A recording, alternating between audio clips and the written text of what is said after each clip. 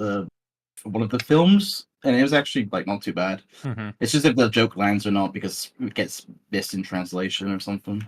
My One I will Punch say Man though, coming back this fall. yeah, season 3 is gonna suck ass. I'm not. Don't even bother. Just read the fucking No, manga. The manga's so no, far ahead from where the shows will ever be. I'm not going to do it. I refuse. I refuse to believe it. It's not going to be bad. I'm in Keep denial. coping, Coke. Ritter. I I'm going hope to you're coke right. forever. Let's just say that. I hope you're right. One last point before I rant more about anime later. I will say I go in with the same expectations of every show I watch because I saw clips of Chainsaw Man and I had high expectations for it being as good as all of my Oh, friends have Chainsaw told me. Man. And that is my most recent hyperfixation. Like Chainsaw Man is a fucking like 10 out of 10, like one of the most unique action series I've ever seen.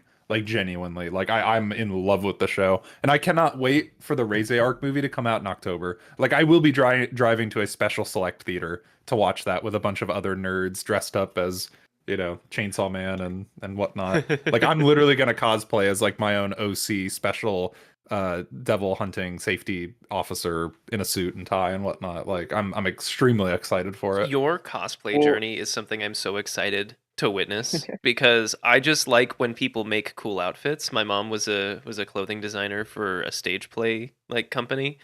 Hmm. So I just really like seeing not just the final product, but like the journey of like, oh, but I had a piece of fabric that was the perfect texture, so I had to change the color by dyeing it. Like I like that stuff. So I spoilers, and I don't want to make the whole conversation about my cosplay stuff because I could rant about that for hours. And while it kind of has to do with anime, it doesn't because it's Dark Souls video game stuff. Like I'm going to a convention, doxing myself slightly for live, Indie PopCon in the next 2 months, like literally 78 days from now. And I know that as a countdown because I already signed up for the cosplay contest with my cosplay not finished. I got a sewing machine and I don't know how to use it, and I'll be hand making like the Elite Knight Armor tabard. So in 2 months, one way or another, this outfit's getting done, and I'll be tracking my progress and then posting on my Instagram. I have yet to advertise to you all so that you can kind of see the journey. And then eventually I can get on the camera and show it off because it's already turning out great for some of the finished pieces I've done. But again, the tabard, which is like kind of the main cell for it, I don't know how to use. I don't know how to make. Like, it's a little pretty stressful, but it's exciting stuff. So I trust me, I have so much to show off with it though. Like I've made like 10 new And pieces since the last time we all chatted. I have the fashion sense of a brick, so anyone that can pull stuff like that off has my utmost respect. Yeah, but honestly, I could make that another Swag Academy presentation because I want to do my book that I've written by the time that gets published so that if I do a presentation, I could be like, go to this site and buy it. Oh hell yeah! And then you could read it yourself. But the cosplay, I could totally just like I'm gonna make a build book for it.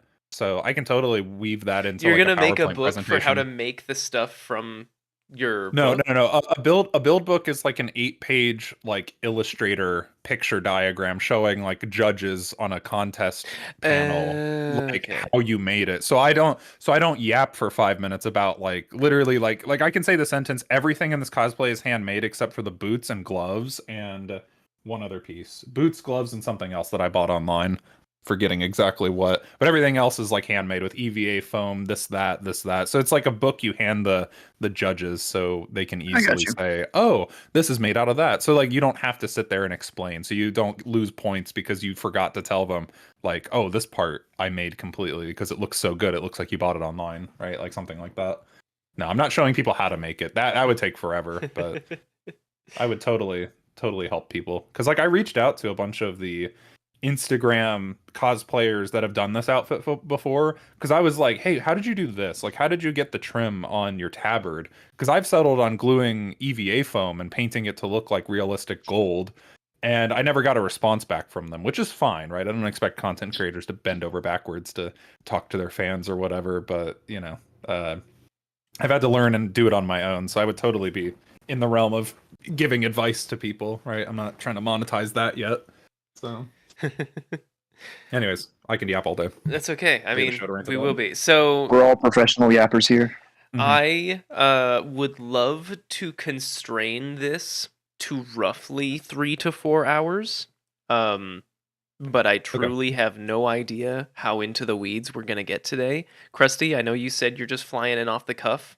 So this is gonna be probably the closest thing to a real podcast episode that we've ever done. Because we're basically coming at this with vibes. So first and foremost, thank you everybody who is here live. We have the channel back. Just a round of applause real quick. Let's fucking go. Give it up. YouTube finally did their fucking job. Shout out. Yeah, YouTube finally did their job. We have access to the channel again. I am so happy to be editing Swag Academy presentations once more. I'm currently working on Krusty's top 5 naval oofs video. It's pretty good. For those of you who didn't catch it live, just hang tight because that'll be coming out this week, and it is. I'm not gonna say it's your magnum opus because the Yorktown still exists, but it's really really funny and very educational, and those are the two things that I strive to achieve with this channel. Next up, we will be trying to do gaming live streams somewhat frequently. So I am currently working with Swag to get him sorted out with OBS because he literally has no idea how to record gameplay on his own. The only thing he knows how to do is NVIDIA's shadow play on his graphics card. So I'm trying to help him get that sorted out so we can get more live streams going. If I'm not available, then he is, because he and I are basically on opposite sides of the world. Trying to think if there's anything else. We have some cool stuff going in the background. Right now, with the channel back, it's basically just been like hitting the ground running with videos. So stay tuned, especially channel members. We will have some updates for channel memberships. Just adding some new stuff. Not changing any of the current benefits, just adding some new benefits because I really want to continue improving the value for our channel members, being able to give them more access to behind the scenes stuff, joining our Discord, chatting with us, getting more interesting questions asked and answered in a timely manner. So just stay tuned for all of those. Today, we are talking Attack on Titan, and I have been very excited about this ever since it was mentioned at the end of Cullen's Hilda video. I've been very excited to finally be able to put the Attack on Titan live stream together. We will be discussing at exhaustive length the issues that we all have with the series and whether or not we believe the ending was as good as the rest of the show. But first, I want to do some introductions. So I just want to go around the table. Right now we've got Cullen, Krusty, Jack, and myself, Skipty.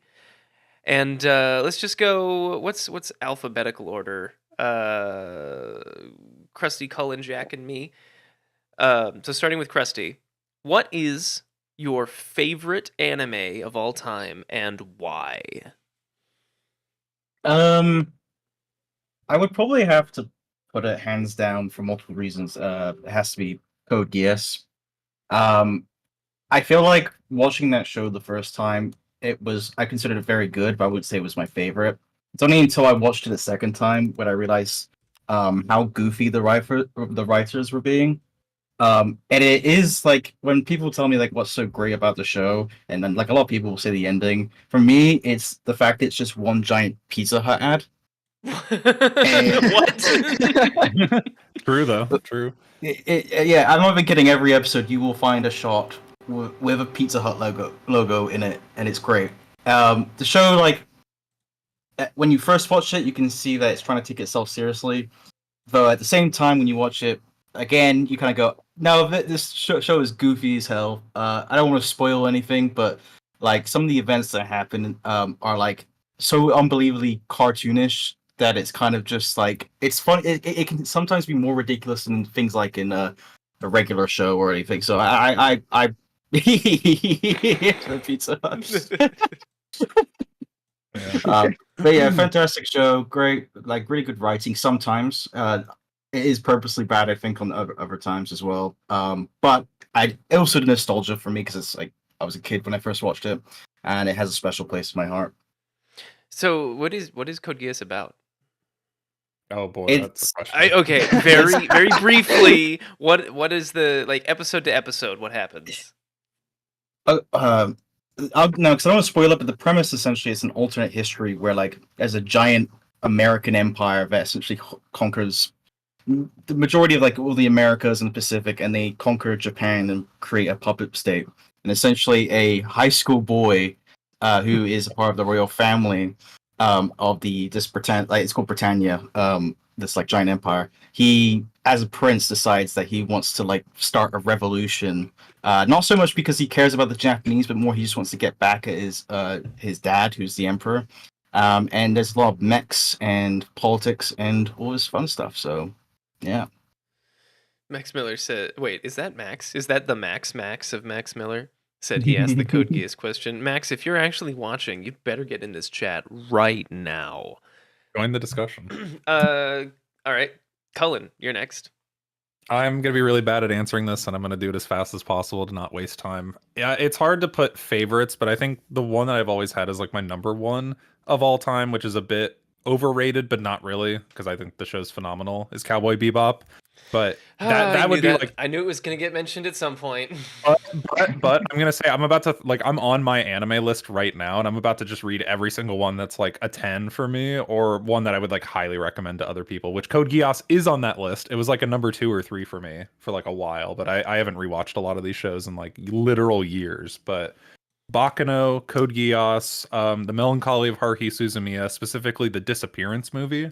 Fullmetal Alchemist, Brotherhood, or just Fullmetal Alchemist as a brand in general, because all the shows in the manga are phenomenal. Fate Zero, I got a soft spot for. Black Lagoon, The Garden of Sinners, Ouran High School Host Club, the Berserk manga, Violet Evergarden, Lupin the Third, and more recently Chainsaw Man. But there's a lot of I've also left off that list, like Nichijou and a couple others I would say are like contenders for best of all time for me. All right. Since you mentioned it a couple of times, I'm very curious. Can you tell me why you like Violet Evergarden so much, and also what it's about?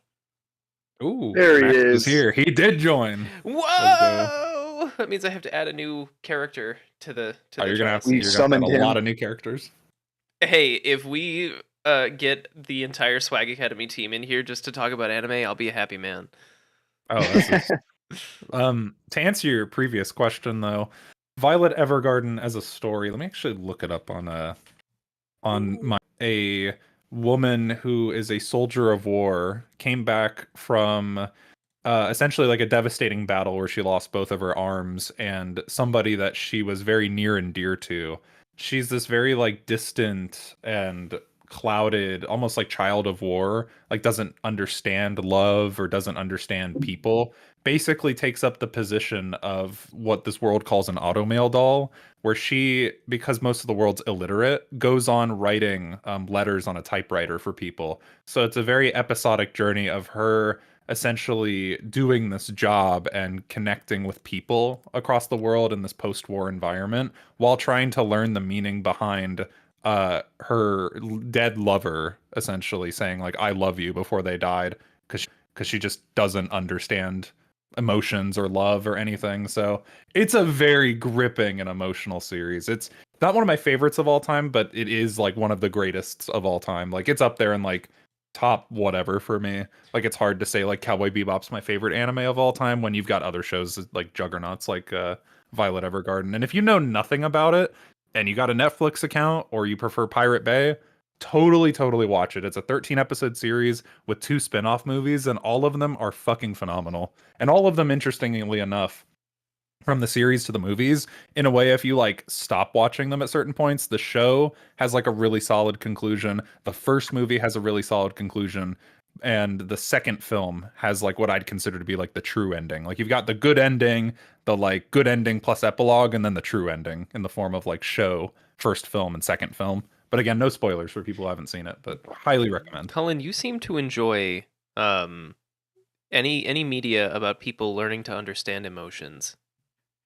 Yeah, I'm a robot. What's up? Why are you doing? Why did you call him out like that? Everyone pointed the finger at Flex, but it was Cullen that was the AI the whole time. It was. Secretly, it's been Cullen this entire time. It's a good fucking show. If you have not seen, if you've seen Violet Evergarden, you understand what I'm talking about when I say like it is probably one of the best anime of the last decade, no doubt. I'm just reading through the chat now. Christian Jedi, thank you for showing up with the part of my enjoyment of Code Geass was that by the last episode I wouldn't have to watch any more of it. You know what? Same. Yeah. I can't believe there's people in the chat that know what Bakano is. That's such a like underrated gem, in my opinion. Like Bakano and Durarara. Ain't never heard of it. Oh, Durarara. I just want to say I agree with him. I had enough Pizza Hut commercials after watching that. Code Geass. Go on. I was going to say Code Geass. Wait, no. How we're not getting spoilery about Code Geass, are we? I don't. No, we know. shouldn't. We There's- shouldn't. I don't think people in the chat. have- There's like, for the people who know, there's the point where where it's like there's a twist, and then stuff happens again. Oh god, that's so. I can't be any more specific. The show's all about its fucking like mind gamey bits and like secrets and like plans. There is one moment halfway through the show, Yes. probably near the end, like of season 1 or part 1, where the writers basically went, "Well, shit, we've written ourselves into a corner. I guess we're gonna have to come up with some wacky shit to make things go bad again." Krusty, Yeah, no, Krusty, I think can you do we're talking about the something- same thing. Krusty, can you do something Yeah. for me real quick? Can you make sure you're using the right microphone on Discord? Every time you talk, I'm hearing some pretty loud room audio. Maybe it's just a fan. Maybe he's just Sitting right next to the fan. Is he? Let me check. Just making sure it's not like a webcam mic or something. Because normally you sound pretty good. It might be because I turned my microphone up from yesterday, so Oh. I've turned it down. Oh, okay. Is that a bit better? fix it. Yeah, that's Hmm. way better. Thank you. Alright. All right, Jack. I suppose it's your turn then. Yeah, I suppose so. So I have two answers. I'm going to cheat a little bit. So I'm going to say that. What's all My this big- then? Hey, it's Joining Vernier! this live stream. Wait. What's all this? We're talking about anime in here? We are talking about anime. You will have Wait your a turn. second. We are currently going through everybody's favorite anime so far. Krusty said Code Geass. Cullen said like a lot of them, but we pinned down specifically Violet Evergarden and Bakano. Sorry, I'm trying to find your little chibi character so I can add you to the stream. No worries. I think I cut Jack off. Sorry. Yes, and now it is Jack.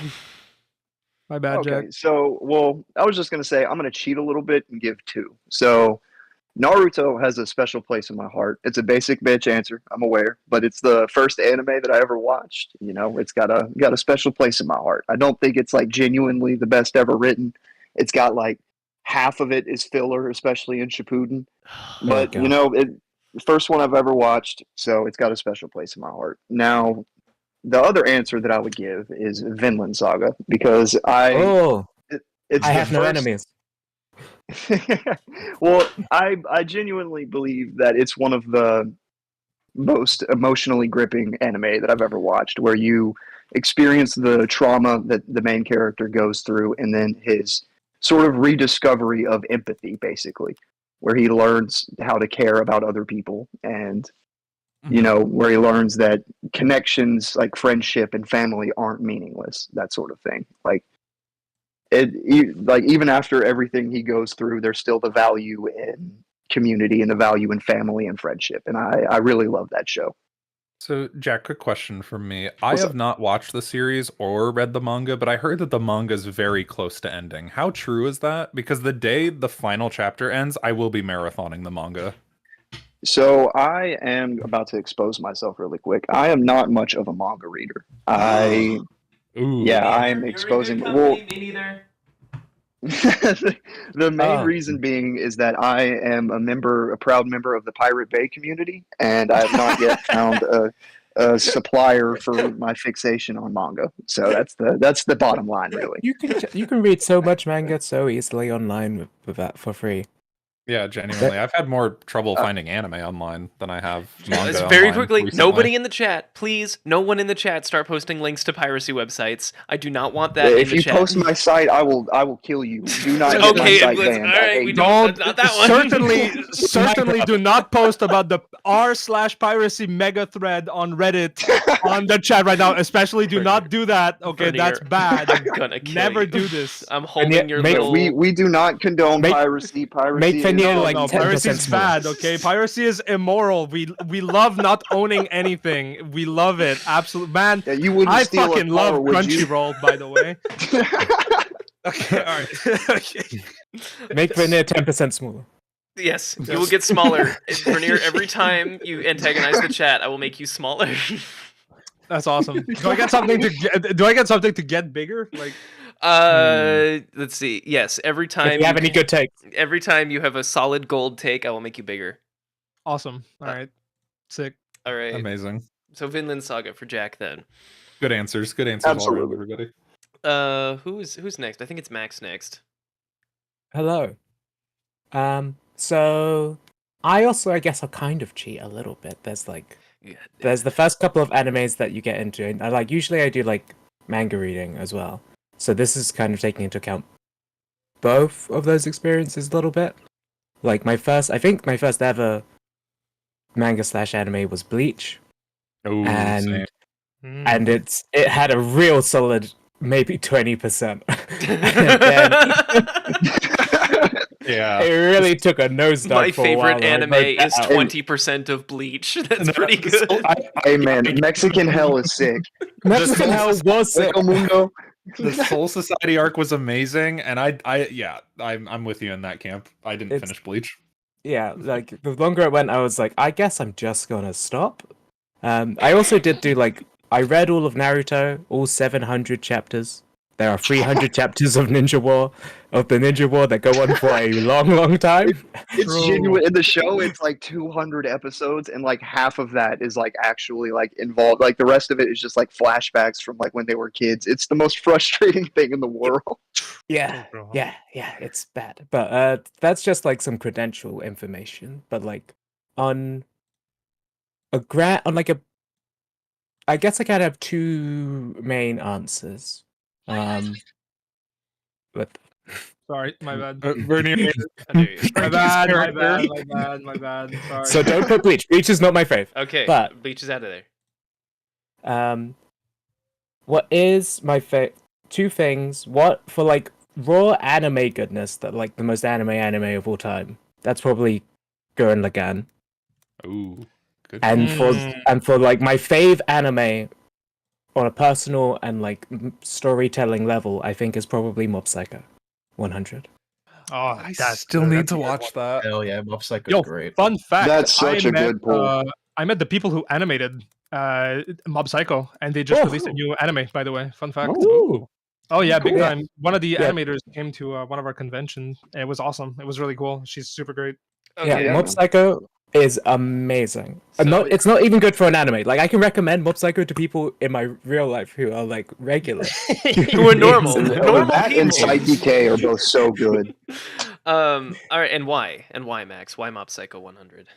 Mob Psycho 100 is like I think the animation storytelling is amazing, especially in the anime. The anime adaptation I think is the best adaptation because the manga, while it has all the heart and storytelling beats, the one who is the author is not the best at drawing, but he has a very good heart for like actual meaningful storytelling. So the anime actually pulls out a lot of those storytelling moments and makes it and like amps it up, and the anime does it so much service, and the story itself, even with like it doesn't do fan service in like the way that lots of other shows do. It's very honest and earnest. It's a story about teenagers, and lots of them have very earnest teenage mistakes, but lots of them are very just like earnestly sincere and stupid, but also smart.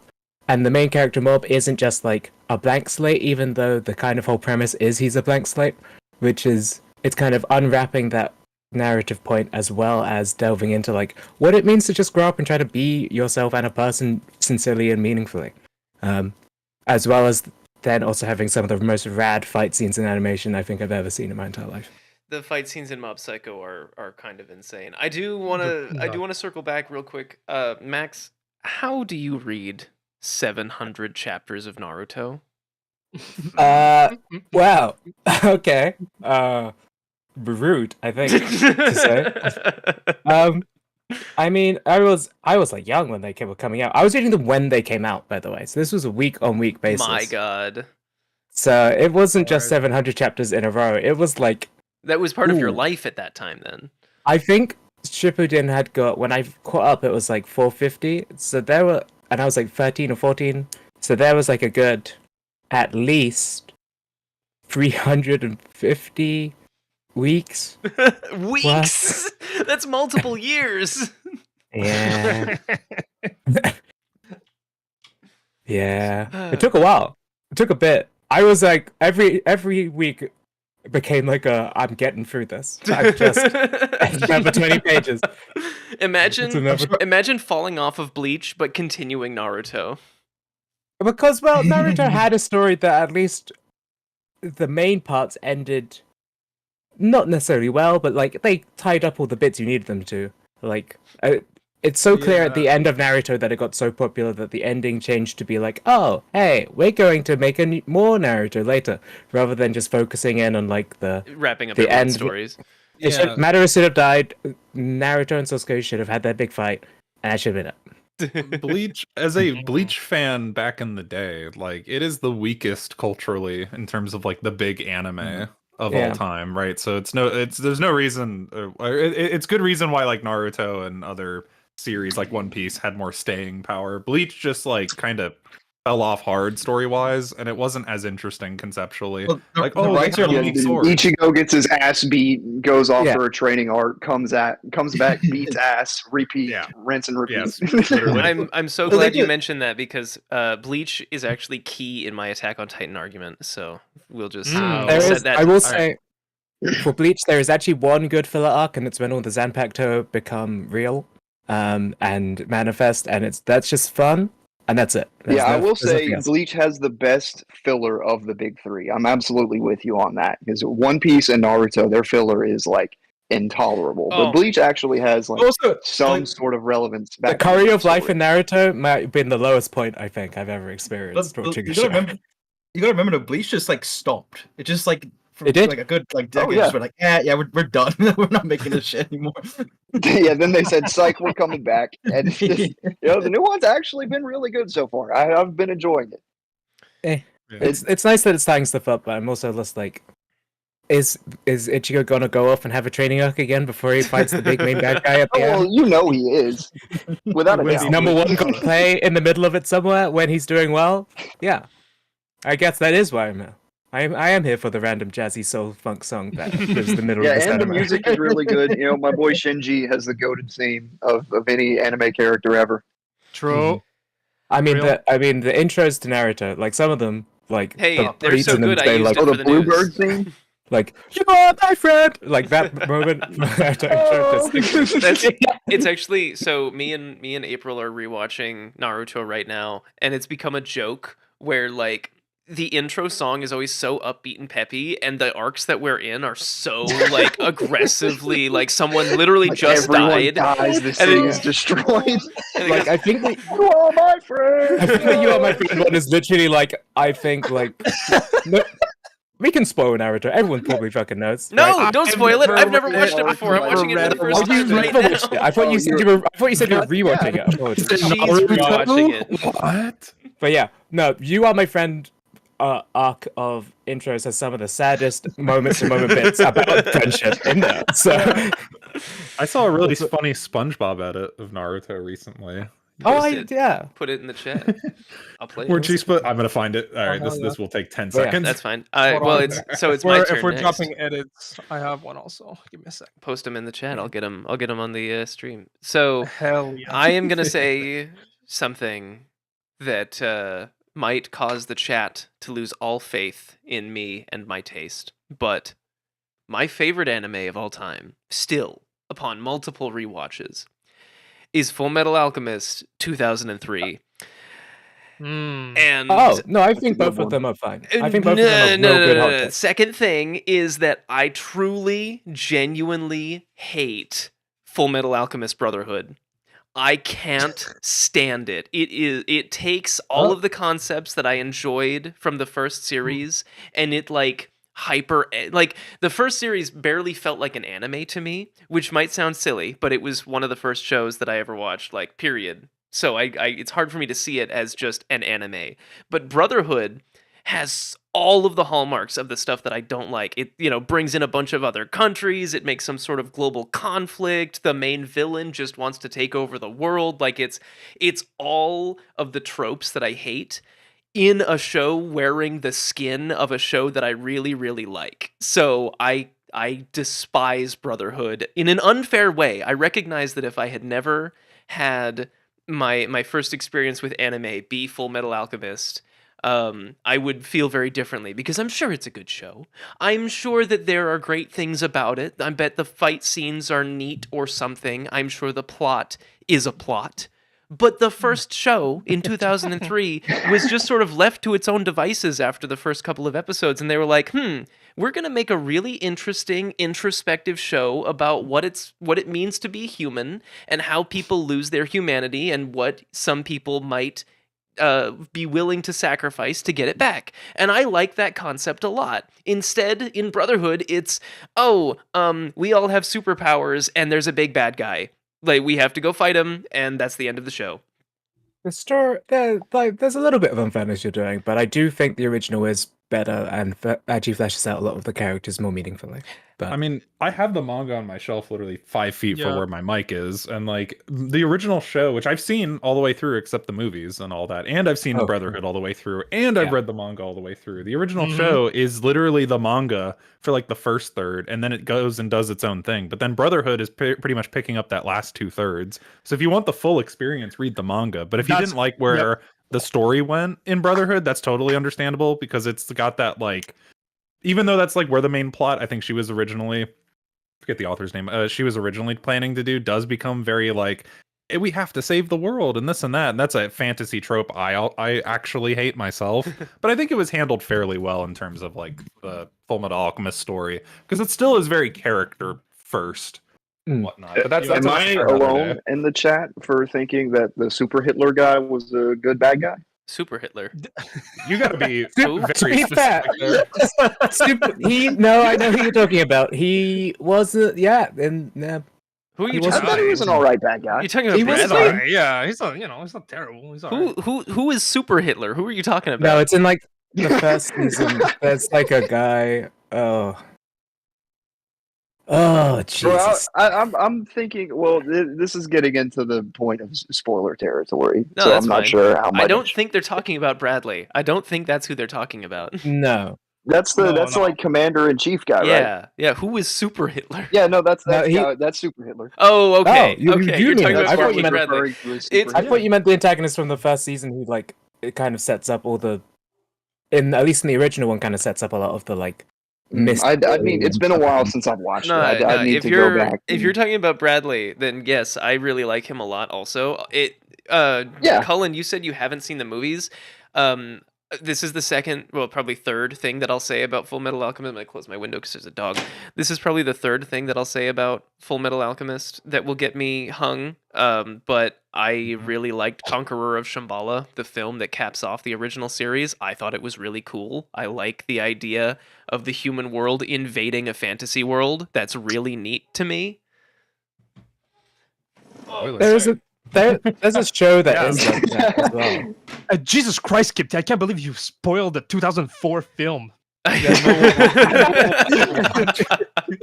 There's the reason I brought it up was because there's a scene with the human version of King Bradley, and it's a jump scare, but he's just an old man with a cane. But because he's the villain from the other world, it's like a jump scare for Edward. It's really, really funny. It made me and Yeah. April laugh out loud when it happened.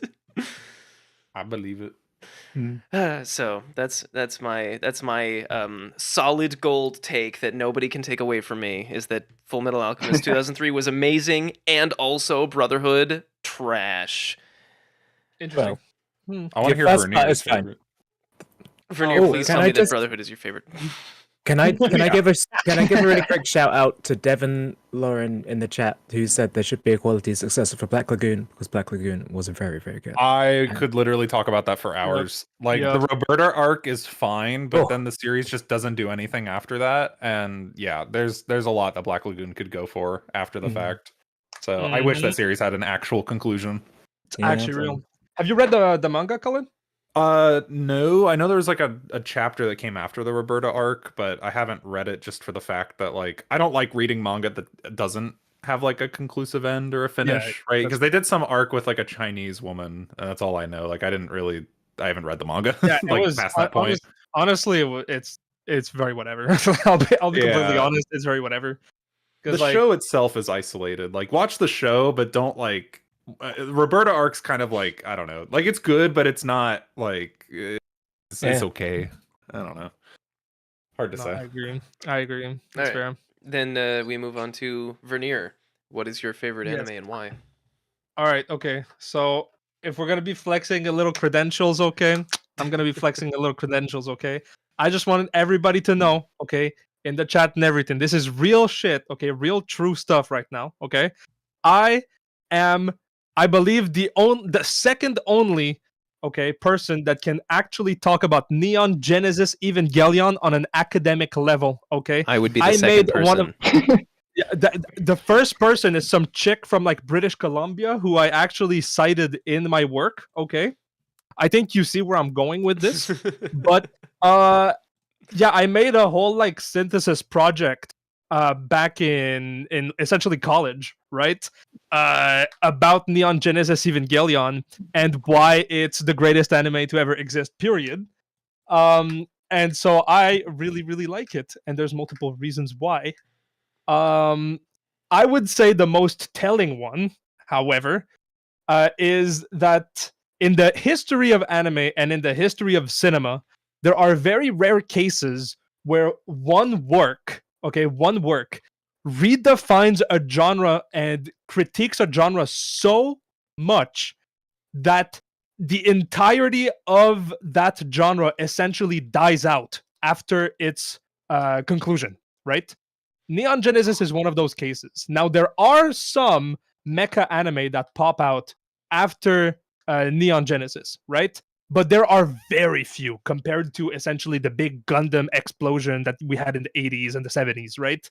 Mecha anime after Neon Genesis essentially dies out because it just deconstructs every single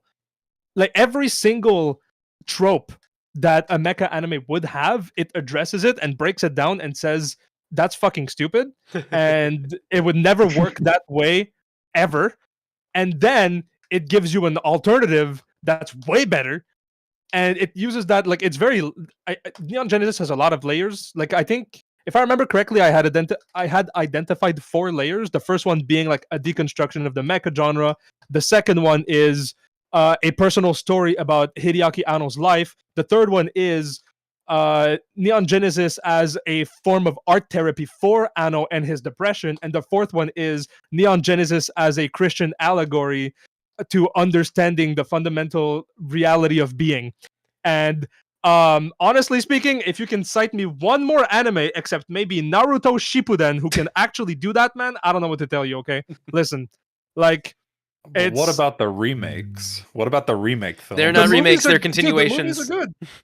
The movies are good. Now the thing with the movies is that a lot of people, they kind of take. Okay, you gotta take the movies as their own thing. Okay, comparing it to the show, I feel like is the show and of course the end of Evangelion, right? Because the end of Evangelion is just like the last 2 episodes of the show, right? So The real last 2 episodes. yeah, real exactly. last The real last ending. Yeah, pretty much.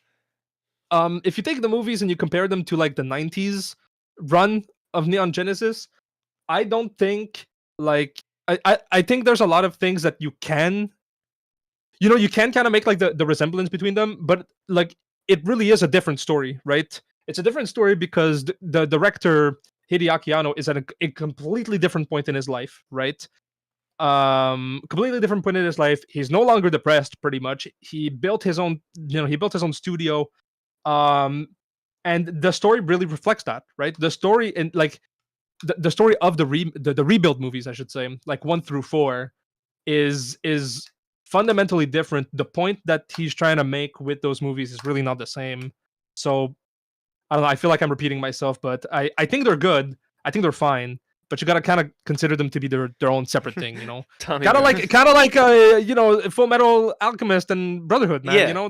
They're different. Like don't Don't mix them, please. Don't do that. Don't do that. Tommy Maxey in the chat says to Vernier, "That's a nice argument. Why don't you back it up with a Back it up with a source?" source. Oh my. Okay. All right. No, Give me no. a second. All right, if we Give me need 1 to, second. we'll do an on Evangelion sequel stream to this because that is another show that could be talked about and has been Yeah. talked about Oh, yeah. for literally Ooh, days Ooh. at a time. Ooh, Vernier, I have a recommendation you've probably already seen before, but it's not as like deep or culturally significant as Neon Sure. Genesis Evangelion, but one of my favorites more recently in the last few years that I've seen is Tomohiko Momori's works, Tatami Galaxy specifically, and Night is Short Walk On Girl. I Shit. fucking love that series and that Really? film specifically. And I watched Penguin Highway recently as well. But if you're looking for like kind of a thought-provoking, college age story, this and that, highly, and anybody in the chat who hasn't seen Tatami Galaxy as well, if you can read subs very fast, like it is a fucking phenomenal show. Like very good coming of age story. And I fun have not things. seen that actually. I haven't. Ooh, all right, let's go. I thought am- you would have seen I'm it. looking forward to that. I'm putting that on my list for sure. Yeah, Tatami Galaxy is phenomenal. It's basically Groundhog Day if it was a college student who like was trying to figure out his life, but he's a bum fucking idiot and like doesn't Just know. like me. Literally, that is the plot. It's Groundhog Day. And every reset, he joins a different club and has the same problems every time. It's fucking great. Oh, I have a weird take about Neon Genesis Evangelion. that ties in- Evangelion. You also have a weird pronunciation, you Brit. Hey, You Brit. Yo, that's a slur if ever I heard one. Oh my lord. Wow, I didn't realize. Wow, You this is Brit. this is The Trump's hard America. P, whoa. Guys, we haven't even gotten to the take yet. He used the hard T, man. Come on. Oh man. So, Go on. Oh lord. I actually think wildly that Gurren Lagann is a direct response to Neon Genesis Evangelion. I think AOT is a direct response to Evangelion. So we can Right. we can address You are that both point right. later. Yeah. Sure, but yeah, it's specifically combating the end feeling of the show Yeah. as it stands. But yeah, if you want to talk about that later, go ahead. We will address that later because I firmly believe that Attack on Titan is secretly a mecha anime, and I can prove it. No, I think you're correct. No, you're right. No, you're not wrong. wrong. No, you're right. Yeah, no, It's a that's the dumbest not take because you're just right and like nobody's gonna disagree with you on that because it's Yeah. literally just skin mecha. You're like, Yeah. did you know this hidden detail is like in Elden Ring? You have to defeat Godric to beat the game. In Like, detail. Skipty essentially made the thesis of a single fuck-ass YouTube short. That's yeah. what it is. Yeah. Like he showed up and he's like, "What? Hey. Did you know this secret hidden detail?" Okay, anyway, I'll stop. All we need is a red Anyways. circle and arrow for the thumbnail. yeah. Ooh, Devin, you're totally right. I'm watching the chat. I have yet to watch or read Mushishi, but it's up there. Like I know it's gonna be fucking phenomenal when I do. Let's see. Tim still isn't Did you know here. Rani the Witch was also actually the daughter of Queen Marika? Did you know that? We should start making slop content. Tim is You not know here. that the Glomide Queen. Sorry. No, I was just going to say Tim is not here, so I have no issue continuing the rambling. But I also am fine just starting because he has no context for AOT anyway, and we can recap whatever we cover because he's never It's gonna seen be or read so it. much funnier. It's gonna be a lot of screaming. Like Screaming? We should also define how we're doing this debate so that Yeah. we're not all talking No, I over got- each other. I Because got I some rules. guarantee we all will be at certain points of Yeah. this dialogue. Don't worry, I got some rules. So, like I said, I want to keep this under 3 to 4 hours. Basically, the way it's going to work is we will all have an opportunity to decide on the next like topic of conversation around the show. So like when we begin, I think we should probably just start at the basics, what we liked about AOT, what we didn't. And I'll just put up a timer. So everybody who wants to speak on a subject will have an amount of time to do it uninterrupted, and then there will be freeform debate afterwards. And then if we move on to a new topic, I will just start a timer again, and like it will be acknowledged as a new topic. So we will try and keep things from becoming, everyone talks over each other, so that at any point people can give their full opinion about something without the worry of being spoken over. And if you notice something that someone is talking about that you want to address, like make a note of it and patiently wait, because my God, we will all have a chance to speak. I promise. I have a final thing that I'd like to throw out there just to stir some shit in the chat. The best anime movie based on a show in the 90s that has no reasonable reason being this good is actually the first Digimon movie that came out. Just so real. Actually It's true. actually the best. It's actually just so good for no real reason, and it has That's such a actually banging true. subject. It's Actually amazing. I'm Real. so glad I haven't seen. Oh, fun fact: the American, isn't it the? I think the American localization of that movie is actually the first time that the song "Smash Mouth," Yes. All Star, is used by Yes, Smash Mouth. it yeah? is. It Yeah. actually is. It's Yeah, didn't there you know go. genre defining. That's a crazy fun fact. I didn't know That's that. insane. It's a Why crazy. do you know that? Dude, I'm just goated like that. You know, sometimes man, I don't know, man. I'm fucking autistic. You know what? This Fine. guy's autistic. Fine. I'm increasing you by 10%. That was pretty good. Yeah. Smash Mouth actually performed at one of my local high school's graduation. Like the year that what? I graduated. That's nuts. Yeah, no, that's something that actually happened. Pour one out.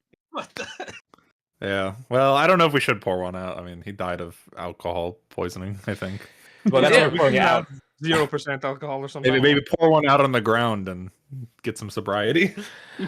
All right. So, thank you everyone for being here. This is, in fact, the trial of Attack on Titan. Very specifically, this is the trial for the second half of the final season of Attack on Titan. We will address the entire show at various points, but this stream is specifically to try and, as a group of people with some very, very different ideas, this is to try and figure out, was the ending of Attack on Titan any good?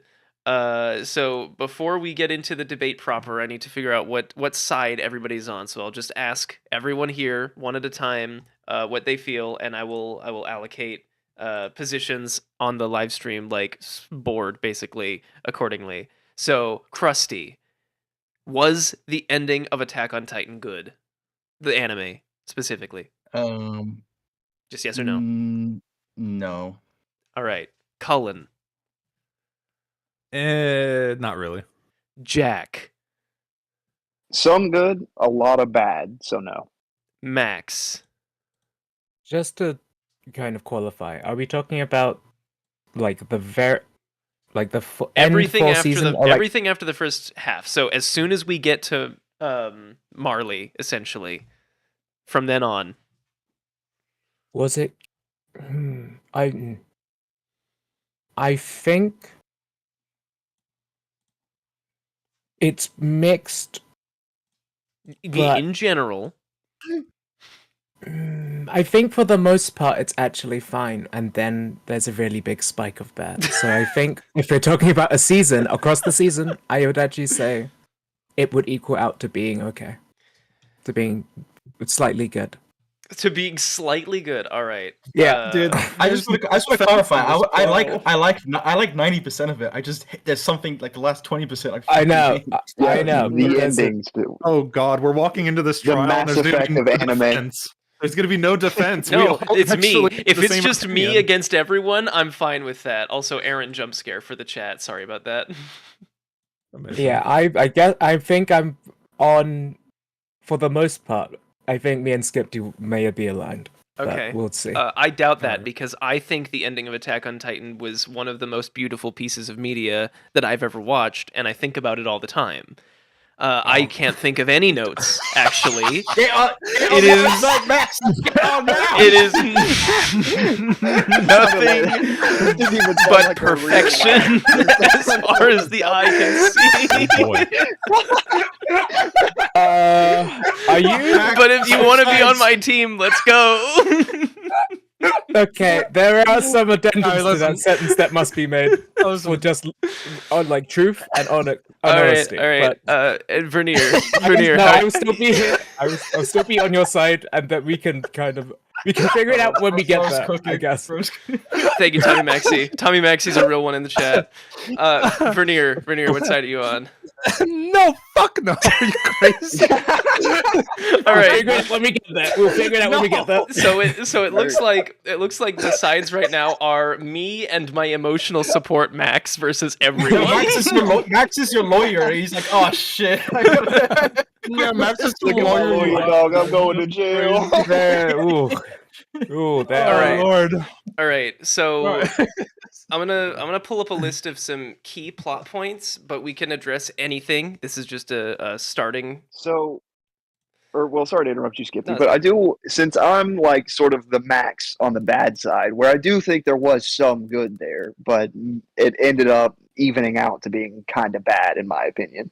So I do really actually like how I think there was a, like, almost verbatim, like a line at one point in the second half of the final season where someone basically said that Eren was the manifestation of the rage of Paradis as a response to their treatment at the hands of Marlians. I do think that's a really interesting point that they brought up there. However, to say that the ending, like, to just proceed to genocide everyone and that's the best ending, and then make your friends kill you because you're an incel, like, I just can't get behind it. All right, I've got thank you everyone in the chat who agrees with me. By the way, I actually win me disagree. this case. It won't win me this case at all. But thank you to the people supporting me. Skip, do you know what as well? I actually disagree with his take, and I think he's gone. I think there's you know what? Maybe the more you speak, the more I'm going to be one. I know. That's the thing. It's phenomenal, and I will, if it's just me by the end. You of gotta this, like a little bit. You gotta step it back like. I'm curious, which part do you disagree with? The first part, where the manifestation of, like, the rage of Paradisians being, like, systemically prosecuted or persecuted by Marlians for however long that Paradis system existed? Or is it the fact that I just didn't like the incel ending where Eren's like, no, I don't want Mikasa to ever fall in love. I want her to love me forever and ever. And if she doesn't, that means... God damn, that was No, funny. it's the I think wildly you're giving too much credit to Eren as a character when the character of Eren is supposed to be implicitly flawed. I also agree with that. Well, yeah, no, Wait. This will all be addressed later. Don't worry. I'm not cutting you off because I don't want you to talk. I'm cutting you off because we will get to it. Don't worry. Eren as a character is one of the things, and we can even discuss that now. But I just need a consensus from everyone. So let's start with something broad, so that we can all find some equal footing, all right? Because I think when it gets down to the individual characters, a lot of things, especially me and Krusty, have very different takes on how Mikasa was handled. So when we get down to characters, I think we're going to see more arguing. But let's just start with some broad strokes. So Marley, the realization in the second half of the final season that we have been inside of a concentration camp, essentially, and that, oh, by the way, huge spoilers for the entire show. We're talking about the ending of Attack on Titan. If you haven't finished it, either... What are you doing? Why did you click on it? Why'd you click on a thumbnail that said, was the ending any good? Yeah. So the realization that Marley exists, I think, is where I'd like to start. How does everyone feel about that? Because I think we all pretty much feel the same way. I thought that was good. That was good. That's one of the highlights of the show and manga. Yeah. So repeat the question one more time, because I might have a nuanced opinion with that. No, that's okay. Like, so we can do extensions if we get to the end of the timer and you feel like you haven't finished. We can we can allocate more time. I'm happy to forfeit time. No one's gonna listen to me anyway. So here, I'll get a timer going for I'll do 5 minutes to start. If that feels too short or too long, we can adjust.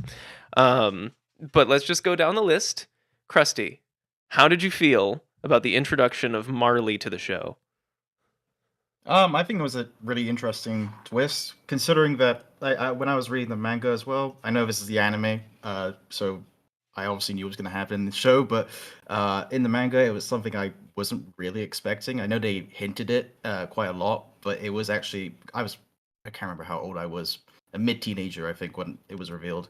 And so I was kind of new into reading like manga and stuff like that. So it was kind of a fresh kind of surprise to me. So yeah, I enjoyed it. I think it's a really interesting concept. All right, that took way less time than 5 minutes. So we can move on then. We'll Colin, how'd you feel? Mine's gonna take I'm a yapper, so mine might take about 5 minutes. That's okay. So in high school, I was an anime only. I never touched the manga. I watched the first season in 2013-14, and then literally put down the series for a decade, and then marathoned it in a month last year. So I didn't know any spoilers. I went into the series knowing everybody was pissed off that genocide was a thing, and like I knew the ending was like controversial before I watched the whole show. So I kind of had that expectation going in, so it helped sway my opinions one way or another. But my opinion stands that seasons 1 through 3 are like 9, if not 10 out of 10. Like goated. The twists work, the writing's tight. Like, yeah, there's some plot holes and minor continuity errors and this and this and that. But like overall, it's really solid. The part in which I'm here today as a like prosecutor for is mostly just that transition from season 3 to 4 when like there aren't many twists left to give and the nature of the world of Attack on Titan is finally recontextualized, right? So mostly the reveal of Marley I think is fucking fantastic. Like it's genuinely like such an interesting and cool payoff to learn that like, oh yeah, this thing that being trapped on an island for this many years, yeah, no, actually the whole world is in like World War I Industrial Revolution phases and you guys are stuck in like the steampunk era on an island. Like I loved that reveal and everything, but my problem is the way the writing handled it after the fact, because the show starts to get all fucky wucky Yes. with the like Ymir time travel, not time travel, nature of the power and the founding Titan and the state of the world so quickly that even today when I was rereading a plot summary, I was getting confused about like how all of that worked. And I'd watched the series. Like I did marathon it pretty late into the night for those final episodes and whatnot, but like it was just genuinely so baffling and confusing with like how like the state of the the founding Titan worked and everything else, that I think it really dampened the transition between the season 3 and season 4 reveal. And that's especially apparent when they do the time skip where Eren goes from being like dumbass dickhead kid to then like I'm just gonna start killing innocents, which was like completely against his character. Like 3 years of time Yes. happens off screen, and I think the manga and the anime would have totally benefited instead of telling their story through flashbacks and have us see that 3 years of time where the characters that just saw the ocean for the first time are also becoming acclimated with the outside world before they decide, yeah, we kind of need to wage war with these people because they don't deserve to live, right? Or whatever. There's so much like detail that I thought got lost in that, and there could have been a better way to explain Eren's sort of prophesized power with, eventually I will have to genocide the whole world. But the thing with that is like the plot and the fucking story got so confusing for me with his whole like I have to genocide everybody thing, because I still don't understand the nature of like the founding Titan or Ymir or anything else. And I learned from reading today that it was actually about him fooling, like trying to get Ymir to basically die peacefully, like because Mikasa was in love with Eren, she was able to kill her lover or something. Like long story short, season 4 took like a lot of the grounded nature of the story and made it this very like heavy fantasy tropey, like we have to save the whole world and this and this and that. And it's not bad for doing that, but it just made everything that was intriguing about Marley and the nature of like the whole world being, developed and still existing less interesting when it was also jam-packed with like every other twist and overpacing issue that it had. But still a good twist. Sorry for the long answer. No, How that's long okay. was that? Still less than 5 minutes. That took Sweet. minute and 13. Oh, really? It was only a minute? Or no, Oh, sorry, longer. 4 minutes. It took. There was a minute and 13 left. There was 4 minutes. 4 minute Okay. answer. Yeah, I was gonna say that felt longer than a minute. Jack, how'd you feel? I have very similar feelings about it to Colin. Like I loved the introduction. This was one of the shows that I would watch like with my friends in real life and watch it live as it got updated. Like we'd wait a few weeks, then we'd hang out and watch the show. So this was like something that I had theorized leading up to the reveal, was that there would be humans outside of the wall. I kind of assumed that it would be sort of like hunter-gatherer primitive culture style where it's not super advanced. Like humans are like they may have some advanced technique to killing titans so they can survive, but it's not like anything too crazy. It's maybe like a few million, if any, people outside. When then they did the reveal where nope, actually, psych, it's the entire world culture of World War One, and then Madagascar is where this entire shit's been taking place. I thought that was a really interesting reveal, and I loved it. And similar to Cullen, when they immediately bastardize, I would argue, Eren's character, where I don't think he was an infallible protagonist who could do no wrong. I think that his primary character trait was valuing freedom, where above all else, he wanted himself, all his friends, and really all people to be free before he knew the existence of humanity outside the walls. And like Cullen said, I really think the show could have gained something from at least showing that radicalization journey, how Eren got from the point where he's like, everyone deserves to be free, no one deserves to be eaten by titans, to being, I'm going to be the titan who eats everyone and genocides the entire planet. Like, I'm not saying you can't do something like that. However, there needs to be a significant enough progression to that point. Like, it just doesn't happen overnight where someone says, yeah, all of a sudden I'm going to genocide the entire planet. And that sort of leads into where the Emir plot line comes in, and it's super weird and convoluted, like where this child was sexually abused and she's just been locked in this mental prison for fucking 1,000 years or however long. It was super weird. Like there are so many things that I think that just could have been done better, and I think it's a shame that it wasn't. But yes, to answer your question, the long and short of it is yes, I do think the reveal itself was really good. And the sort of the attack, and just I saw someone just now comment, are you guys forgetting that Eren had near omnipotence and could solve the world's problems? And then that's what caused him to go insane. And I would say to that, I sort of feel like that time travel power for the Attack Titan was sort of an ass pull. I'm not going to lie. You can see where like the through lines had been being constructed to make that point. Like, you can definitely see where they're alluding to something of that effect. But the way that they did it, I think, was nonsensical almost. And it makes sense that it confuses people. Like it like there's not like a clear, not that I expect like anime powers to have the most scientific and thorough explanations behind how they work and what they do, but I do think it was a bit of like oh, we need to figure out how he was able to do this. Fuck it, his Titans had these secret powers all along. And we'll go to the way the Attack Titan works specifically later on as well. Okay.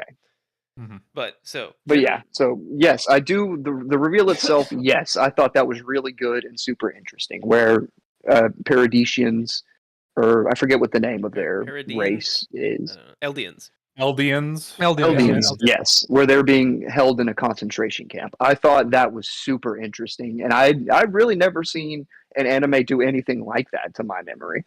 So I like I said, there's a ton of really good things, and specifically this part right here. It's what they do afterwards that I have significant problems with. All right, Max. So yeah, the reveal of Marley is it's the kind of turning point where the series begins to ramp up towards its kind of end conclusion, and it begins kind of like the storytelling especially gets, I would probably say intentionally, kind of like obfuscated and drawn out for at times dramatic effect, but I think at times explicitly to make certain reveals more impactful or attempt to. And I think sometimes it succeeds at that, and sometimes it does make the actual storytelling process itself more difficult to fathom. But I would actually say that the kind of loops that it creates, especially the ones that it sets up earlier than that, especially of like, why does his dad do all the things he does, or why do these people keep doing this stuff, or especially at certain times that do get paid off later with the reveal of Amir and that story part, is very tight. I haven't seen like it is convoluted, like the pure mechanics of how it works, but the fundamental idea and kind of narrative shape of this person that loves or fights for freedom interacting with this almost like large scale inevitable kind of concept of fate almost like changes the character dynamic, and I think there is a very interesting character change of like who the main character becomes as it switches from being the person who was basically the antagonist throughout all of the series up to then. The fucking blonde guy with the beard, I always forget the name of. Zeke. And Zeke. And Eren almost fully swapping positions as well as ideologies about the nature of freedom and fate, which I think is an interesting pull to do. Overall, I think there are definitely execution points that don't go super well, but I think the overall tone of that season up till like just before the very end are very consistently like interesting and meaningful. There are bits that I don't necessarily think were done well, but overall I think the main idea of what Attack on Titan is trying to like do with its character writing and narrative structure is pretty tight, even if it doesn't always like explain itself very well. And boy, does it stay vague sometimes. Yep. Yeah. Well, so do you mind if I cut in real quick? Because No, I go do for it. actually have a con. So I agree with pretty much all of that Max just said. But to me, it was how the options were weighed out between Aaron's genocide everyone versus Zeke's sterilize everyone. Which So, to me, I do. Yeah. My answer to the Marley question was going to address that actually. okay. So yeah, Yeah. if that go ahead then, because I just wanted to get because that was another Yeah. thing that I had. I've and got I'd a lot almost to discuss there too, Jack. Yeah, Like, and that's with what you're So- speaking and on. I think that should be that's another gonna be- discussion Nazi point. science A or Nazi science B is the answer. Literally. Like, Yeah. So that's Yeah. gonna be probably the biggest point that I have to try and convince everyone about, because I think Attack Good on luck. Titan as a show did a really good job of addressing the fact that both Eren and Zeke were wrong, but to stick with just the Marleyan thing, I think that it was like necessary for Marley to be introduced, and it annoys me that it was Yeah. introduced so late. I genuinely would have liked if the fourth season began with a sort of mini saga of the young warrior candidates infiltrating Eldia and like breaking through the walls. I would have liked to see Annie and Rhina and Bertolt as kids back on that first day at the very beginning of the season. Maybe even watching their comrade die, and then go back to our characters, and then we go over to Marley, because like y'all said, it was teased throughout the show that there was a society outside the walls, but I don't think it was teased very clearly. I don't think that it was very specifically said, hey, there is a society that is intentionally sending titans here. And a society like that had to exist because the whole point of the ending of the show is that throughout the whole thing, Eren has been saying, I'm going to kill everything, all our enemies outside the wall. I'm going to kill everyone that I see, anything that wrongs me. I put my people first. And it's really easy to do that when your enemies are big, scary monsters that no one has any second thoughts about killing. So the show needed to ask Eren, are you sure about that? Are you sure you want to kill everyone? Because what if there's some cool people out there? And we needed Eren to double down on his big, stupid, dumbass plan to say, yes, actually, I can't be seen as a flip-flopper now. I don't care if anyone outside the walls is worth knowing. I said I'd kill everyone, and I'll do it, all right? You say no balls? I got balls. I'll do it. I actually think to that point there is something to be said about Eren's character fundamentally shifting, because in his idea, the kind of fundamental being free meant killing all his enemies that had kept him in prison, and he got attached to that idea of what freedom meant, that it became a necessity for him to kill everybody who had put him in who had kept him and his friends in prison, Mhm. rather than actually to seek freedom anymore. Because And that was the pivotal shift between like the end and the beginning, Yeah. I guess, of Eren's character and when he changed. I'll let Vernier answer after me as well, because this once Vernier is done, that'll open the floor to more broad discussion. You're I just the main crux of my argument today is that for Eren, discovering that there was an outside society, his view of the world did not change one bit.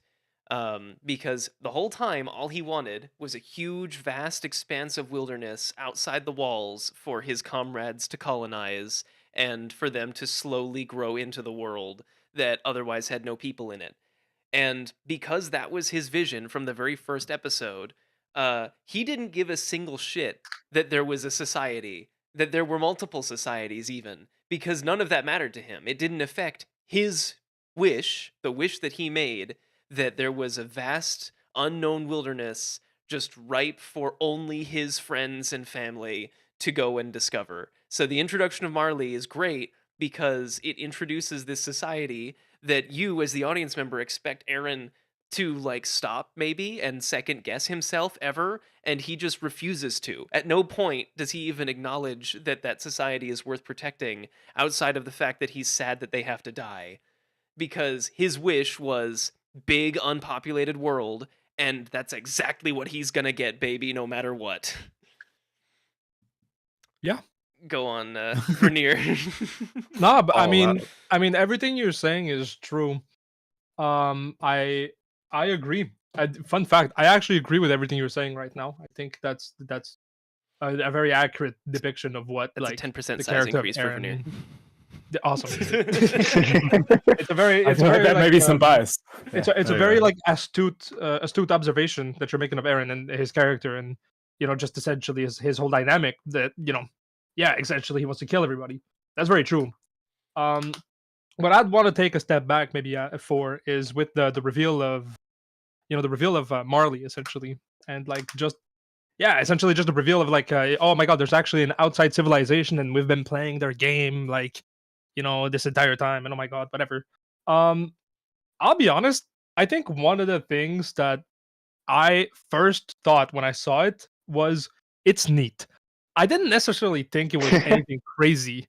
I just thought it was really neat because maybe that's just me, but I do come from a background of cinema and everything, and I looked at that and I was like, huh, that's so essentially the entirety of Attack on Titan has been Nazi Truman Show, and we're just getting to the point where he actually discovers that he's in the TV. You know what I mean? Mhm. Like Yeah. No, that's essentially what I've been like I was getting to, and I would say that that's pretty much what we also get with the rest, right? I think the big issue with the big plot reveal with Marley, etc., is that you're totally right with the fact that Eren wants to he wants to kill everybody, whatever, etc.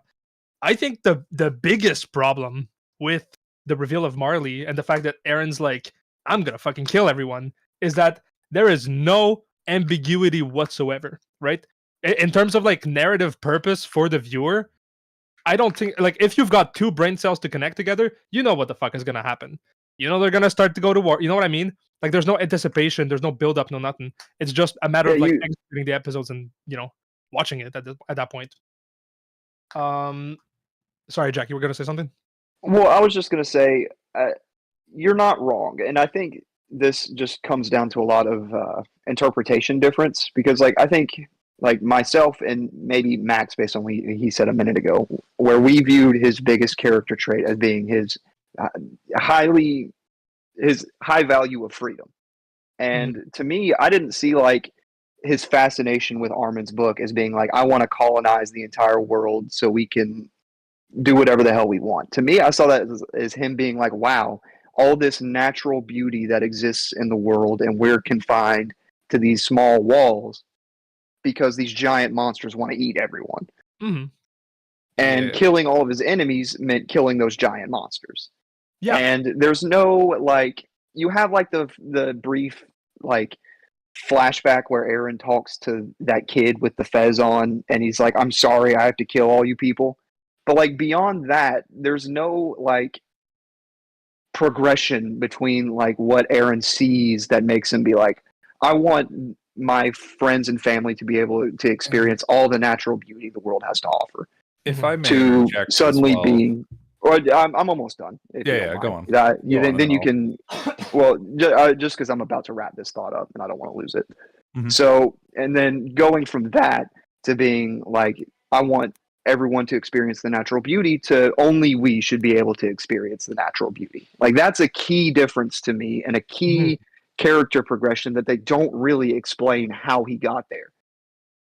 True.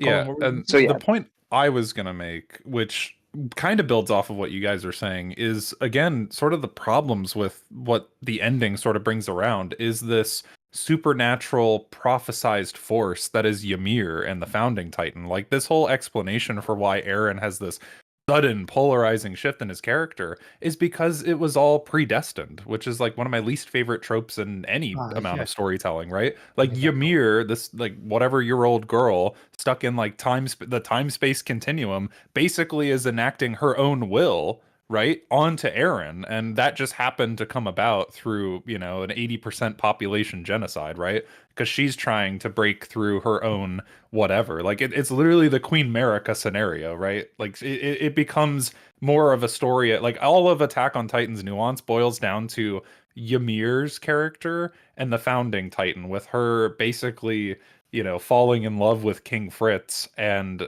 also being like his Oh slave. my god, Like, that was consider disgusting. We'll It's- get to that. We'll get to that. I know. Yeah. That's what I'm saying though, is like Attack on Titan, for all of its nuance and intrigue. Like, there's so much to discuss there, but it's like Eren's entire character at the turn of season 4, after he kisses Historia's hand, is basically just a vessel of Ymir. And I find that to be like one of the worst parts of the series, is like, again, the whole prophesized, like, your choices don't matter, this is all gonna play out as it is, like Rainier said, where it's like you're kind of just watching episode by episode because you already know the end conclusion. Everybody's just trying to prevent the unstoppable, you know. So much to discuss there, but I agree with all your points.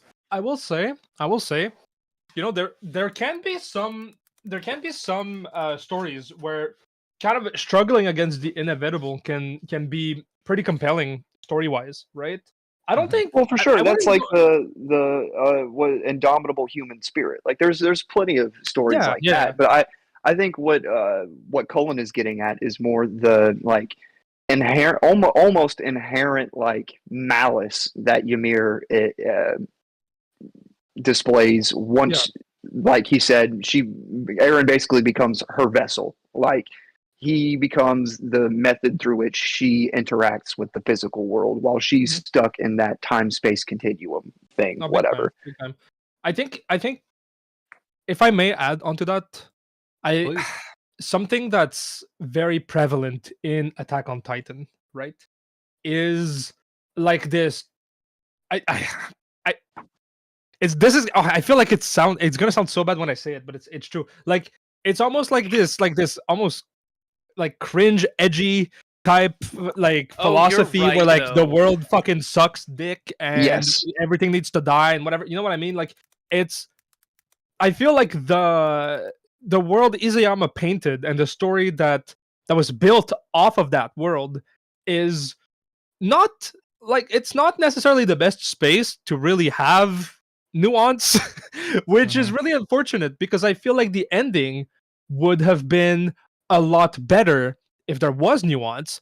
But the issue is that the entire show had barely none, right? Yeah. I think It to went go from back with like the being it has the same problem, I think, that the new Wolfenstein games have, where BJ Blazkowicz goes like from, you know, mowing down his enemies, you know, by the thousands, to pontificating about the nature of, you know, the human existence in the cutscenes. and AOT has the same problem, where it goes from cool, awesome, take back humanity, take back our birthright in the first 3 seasons, to but what if war is bad in the very, very ending? I'm also, And what if absolutely. everyone was Nazi? if everyone in the chat wants to pull up the YouTube live stream real quick, I put an image on screen. Yeah, and the fucking Oh, Yagami. Oh yeah, it's pretty. That's very very true. So I really enjoy Eren's character arc throughout Attack on Titan, all the seasons and the ending. And by character arc, I mean he is a brick. He faces the world with, in my opinion, Eren's character does not fundamentally change throughout the entire show, and I'm willing to back that up because I know that everyone in the call has mentioned that they feel like there's a character shift in Eren.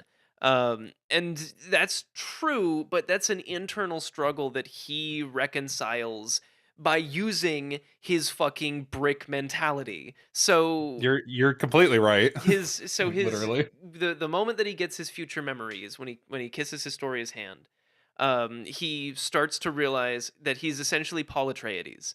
He is he is That's so true.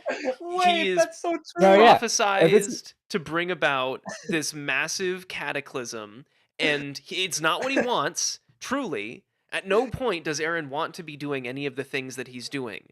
He's not doing it because it's prophesized, like there's no avoiding it, the stars have aligned. It's not that kind of prophecy. It's a Dune prophecy. It's, if I don't do it this way, worse things will happen otherwise. And he's grappling with those two extremes of like, I can save my people the only way I, a big stupid idiot, can think of. And if I don't do it my way, then my best guess is that it will be bad. No, and he is too stupid to consult anyone and ask for information. Like, Eren Which being a is moron so is key ironic. to his character and the plot of the show. Yeah, and it's But so I would- ironic I would- too. Wait, I would wait. disagree Colin with that first. on this. Colin's been Okay. waiting. No, Okay, No, Colin's I'll been let patient. Jack go. I'll let Jack go, and then Well- I've got like a counterpoint. Well, because I just wanted to say, because I don't inherently disagree with all of that, but you can see, like, Eren was never portrayed as like a super genius, like he knows like all the secrets about the world. Like, obviously that's not he's an idiot. Like, he even says as much in the last season, I'm pretty sure. But he's a curious idiot, and I think that's he has like a character progression like fucking Joe Rogan. Like, he goes from being this like curious ape to being like, no, we just got to murder everybody. Like, that's the solution. We just got to murder everyone. Like, that on the quote from board. being like a curious person who asks questions, who wonders about the underlying reason for these giant monsters existing. Like, there's a whole episode where he just sits there with Hanji and has like this entire conversation about like where giants come from and everything she knows about them. And then that just vanishes in the last season. Like, that curiosity is gone. You see little bits of it when it shows that flashback of him like traveling the world. But again, that needed to be something that was like almost its own season, where Eren travels the world and learns that like the Marleyans are straight up fucking Nazis and they're holding Eldians in concentration camps. Like, that may be the case, but there's also other countries that don't exist, or that do exist, but don't have have Eldians There are or good concentration countries, camps. the Onyankopon and I can't remember the Japanese lady, but those two being allies, like unequivocal allies to the Eldian people. Yes, I thought that was an interesting bit that could have absolutely been expanded upon. Maybe Eren sees those countries when he's traveling the world or something like that. Like, I'm not saying that I absolutely hated the progression and that there was no way they could have done it. I think the way that they did it was wrong and stupid. Like, that's my whole point. Yeah. The irony, this is what I was going to say before. The irony of this entire story is that in the epilogue scene, like in the anime specifically, I'm not talking about the manga or however it was covered, where they show this like compilation of like, okay, so like 80% of the population's gone. Everybody on like Paradise Island gets to live for 100 years. And then we're right back to war, baby. Yep. War never changes. We're going to keep killing each other. And then the final epilogue that isn't just a compilation of like Toy Story's end credits, like, comedy bits, literally is a kid in like the post-apocalyptic cyberpunk future taken over by the trees, restarting the fucking cycle with the parasite that made the founding Titan. So it's like, basically, no matter what happened in the fucking story, we were all destined to go back to war anyways, and the Titans were always going to return. So literally nothing matters. Nothing fucking matters. I do believe that Nagato may have written Attack on Titan. Pain from Naruto may have written Attack on Titan.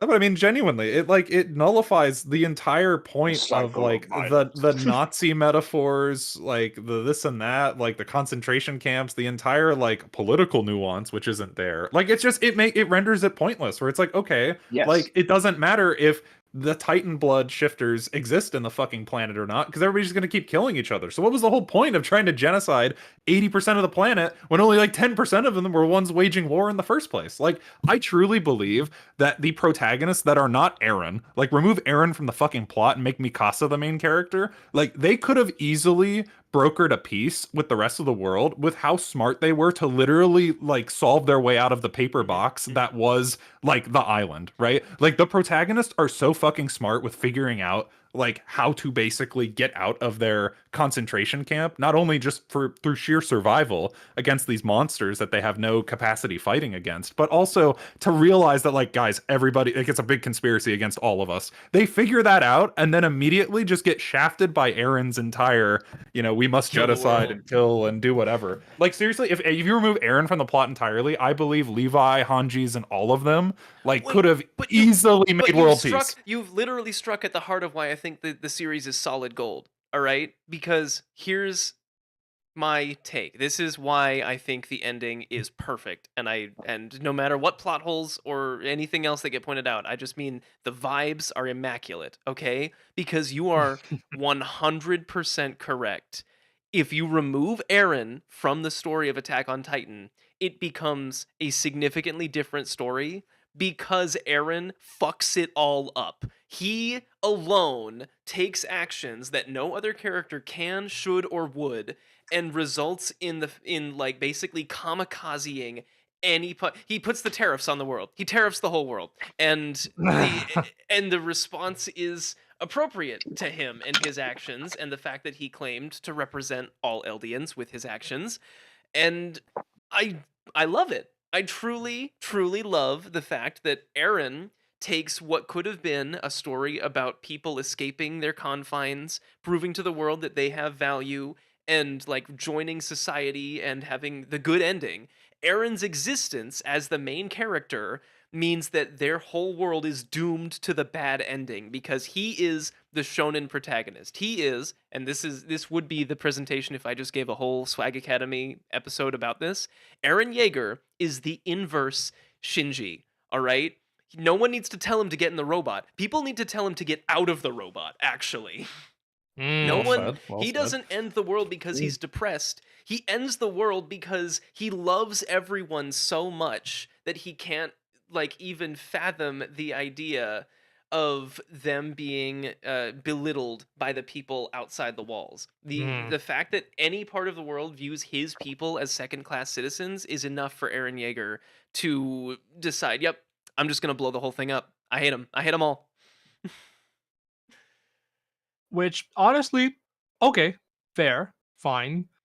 How do you reconcile that view with like the ending scenes?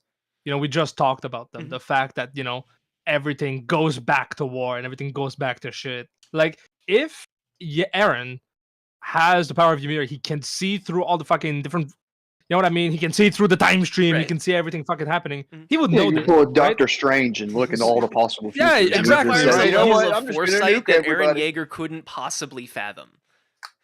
Right. Also, okay. It does okay, seem like the power goes backwards. It went from the point of being in the big, big room, the big parasite room. He can't Sand, see forwards, tree. but he can see everything behind. So he should, with that Because knowledge. he's a Kwisatz Haderach. That's the other presentation I would give, is that AOT is just Dune, actually. Yeah. Okay. Right. Yeah. Okay. But to answer your point, Vernier, like how do I reconcile the ending being literally just the cycle of violence?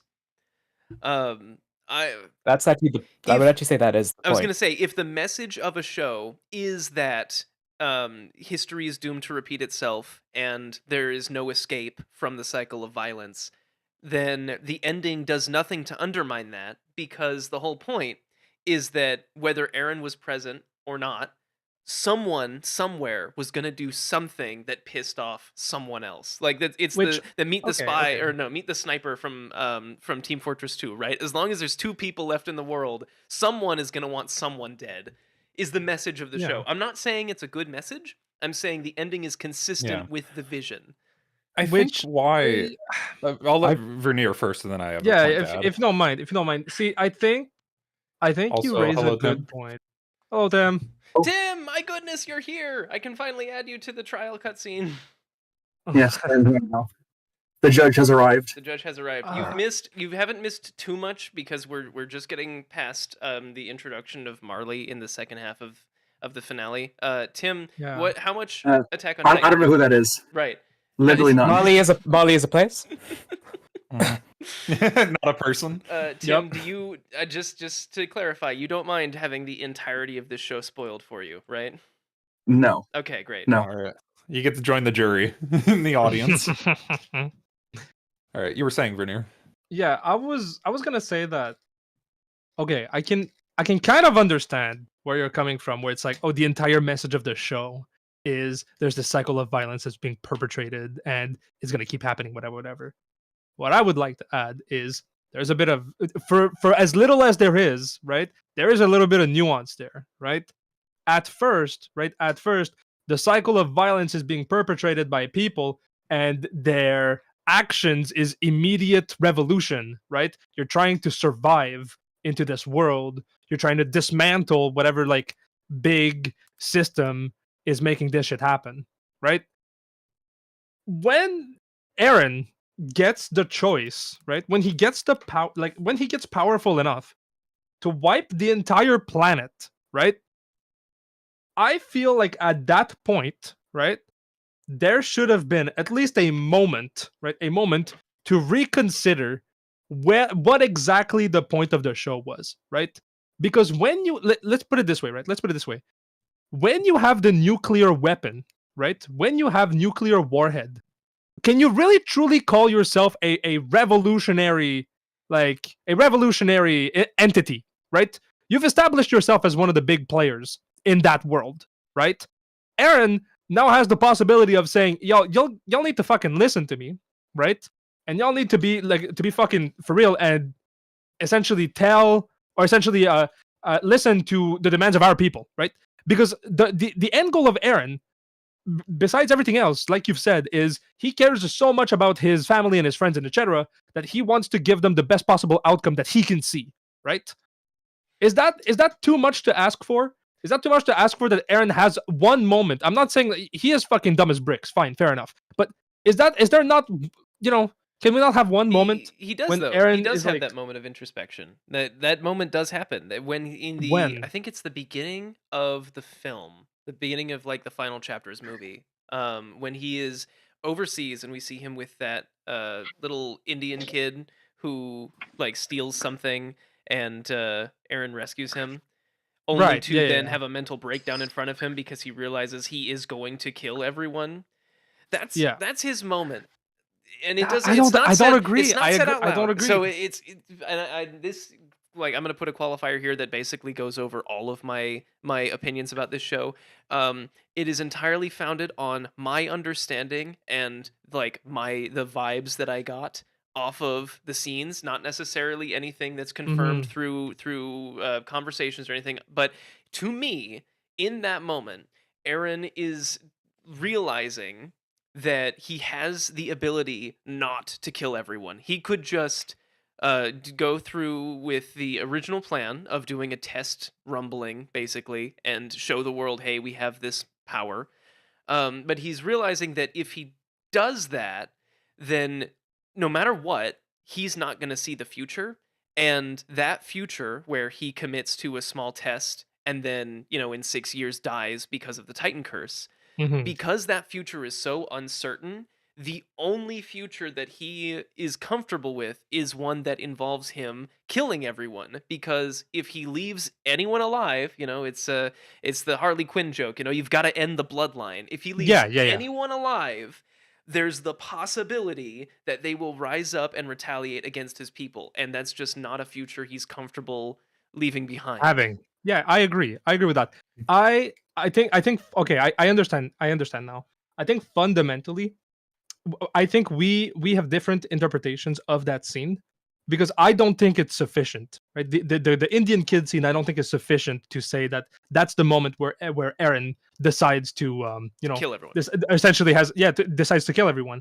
I don't think Yes. that's the moment. I think that moment happens off screen way before, right? He has that consideration before. It's just that in that moment when he meets that Indian kid, he finally realizes the reality of it, right? Yeah, he's It hits him. confronted with the reality of the decision he's Yeah, already set exactly. himself upon. But the decision, I making, the decision making happened way before, right? And it's a problem also in the manga. In the manga, the exact same fucking problem happened, and I think it's a big. I don't want to say plot hole because that feels kind of like it's not necessarily a plot hole because technically, if you interpret it the way you did, it's not. So it's not like unequivocal, but I don't feel like it's sufficient to sufficient justification enough. Mhm. I feel like it's lacking.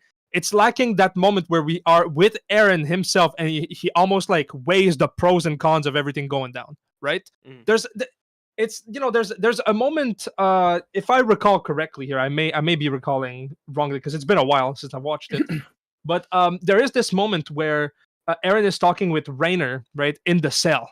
Yeah, before he turns and everything, right? That's a bit later. But there is a moment where he talks with Rainer, and they kind of go back and forth on what's gonna happen.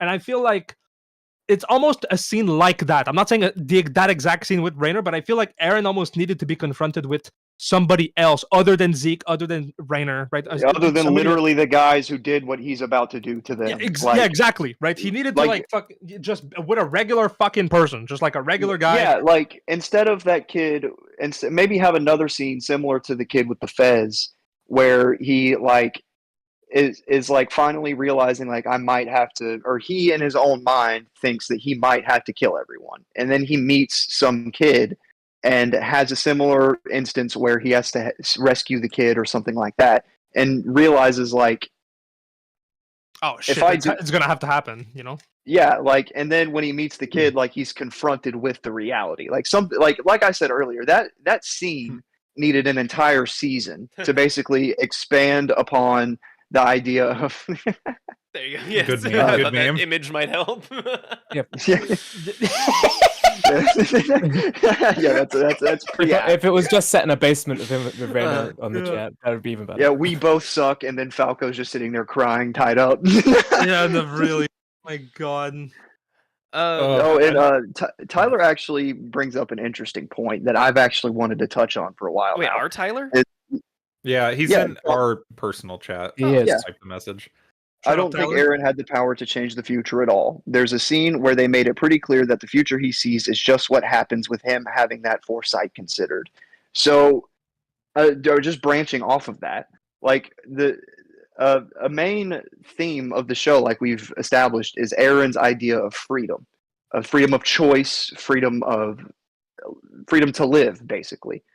And in that, I would say, is the bodily autonomy that comes with being your own person and not having your actions dictated by a vindictive child who was sexually abused and has been in purgatory for 2,000 years. Like that's like it's just like inherently contradictory to the character that they've built up to Eren to that point, where he suddenly answers to the whims of Ymir instead of trying to free her. Which he does end up trying to do, but only through the exact way that she tells him, which involves hurting people he loves. Which we've established to that point that Eren isn't someone who would hurt the people he loves. Other people beyond the walls, maybe, sure, why not? But his friends and loved ones, no. He would never do anything that could bring them harm, even as it's not a direct consequence of his actions. It's something that happens tangentially. You know what I mean? I never interpreted Eren's change in behavior as being instructions from Ymir. And this is a genuine question. Am I missing something? Is there something prior to Zeke and Eren at the coordinate after his I do fucking remember headshot? something. in that conversation where Eren and Zeke are in the sand, and Eren says something about her only, or Zeke one says something about her only being able to mold clay, and she does it, and she molds the future, and like her angst of trying to get revenge against everyone, but not the person that did all those horrible things to her, which she actually loved, King Fritz. Like it just doesn't make any sense. And here's the crux of the problem, right? Is the fact that this writing is so wishy-washy that all of us who have seen, most of us in this chat that have seen the fucking show and or read the manga all the way through cannot pinpoint world building wise what the author was trying to accomplish. Yes. Because it's so convoluted and confusing, and it is literally the crux of the entire plot of the series, right? And the nature of their world, that it's a writing failure for us to all sit here and be like, wait, is that how that works? Is that how that works? No, it works like this. Because the problem of not understanding that bleeds into the rest of the series. And again, is the reason why I hate this writing trope, because it ruins good series. Like, I know it's a different show to rant about, and I know Vernier put out a video about it recently, but like Arcane season 2 had the same fucking problem. And I get so annoyed when amazing grounded series go this whole like fantasy tropey, we have to stop the world and, you know, fight God or whatever the fuck. Like, it gets so confusing that it's like up to audience interpretation. And elements of Attack on Titan It's like almost at like a failed attempt at like a nature versus nurture type like plot, and then it just goes to psych. Actually, it was this god child all along who like has incomprehensible writing background, like literally the Elden background. Beast.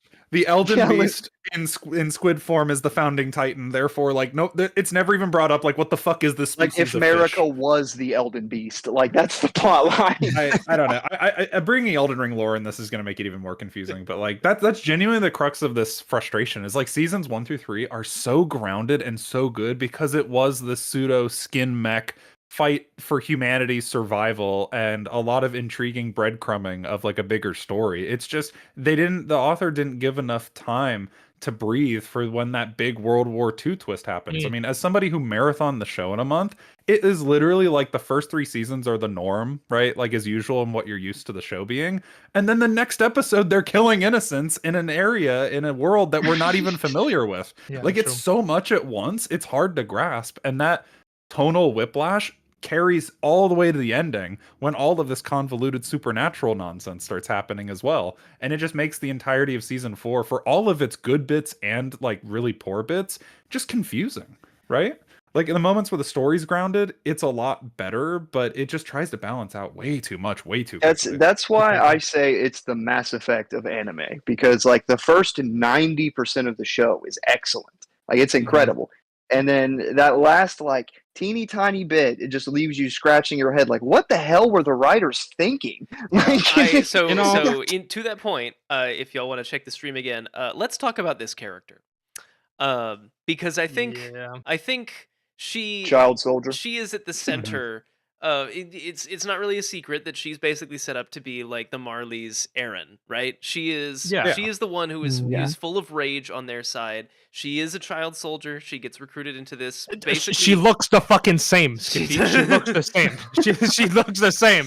That don't go further than that. She looks like Eren as a woman. Different eyes, all right, different eyes. She looks like fucking Eren. She bears a stronger resemblance. I've never thought of that before. She bears a stronger resemblance to Sasha to me than Eren specifically. She looks like Eren, Skipty. but I just want to go down the line, especially because Krusty, you have only spoken for 30 seconds today, and I would like to hear more of your opinion, because you and I getting into a spat about this is what triggered this stream even existing. We're just Krusty's minions doing his job for him. I've set out my army. This is your rumbling. Oh my god, Krusty is actually Eren. So Krusty. Wait, am I Eren? Are we all Eren? We are all Eren. The Eren was the friends we made along the way. Tell me about Gabi Braun, Eren. Or tell me about Gabi Braun.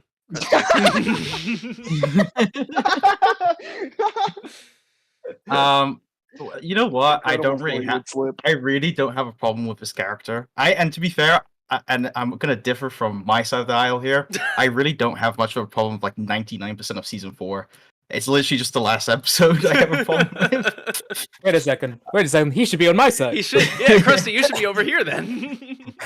Yeah, but no, I do have a big problem with Falco, but because this is Gabby, I don't have much to say about her. We'll I get to think she's Falco. fine. Well, actually, no. Let's here. I'll pull up a different picture. I Let's actually just kinda talk like about- Falco. Let's talk about the warrior candidates in general. Oh, Falco! It must become Falcon Titan. Great writing. Oh man, absolutely. Let's see here. do I'll you pull mean? up. I'll pull up all the warrior candidates. We could talk about them as a group because different people have different opinions depending on who you're talking about. Because Falco, to me, is one of the most underwritten characters of the whole season. Like he basically sits out the whole conflict until the very end.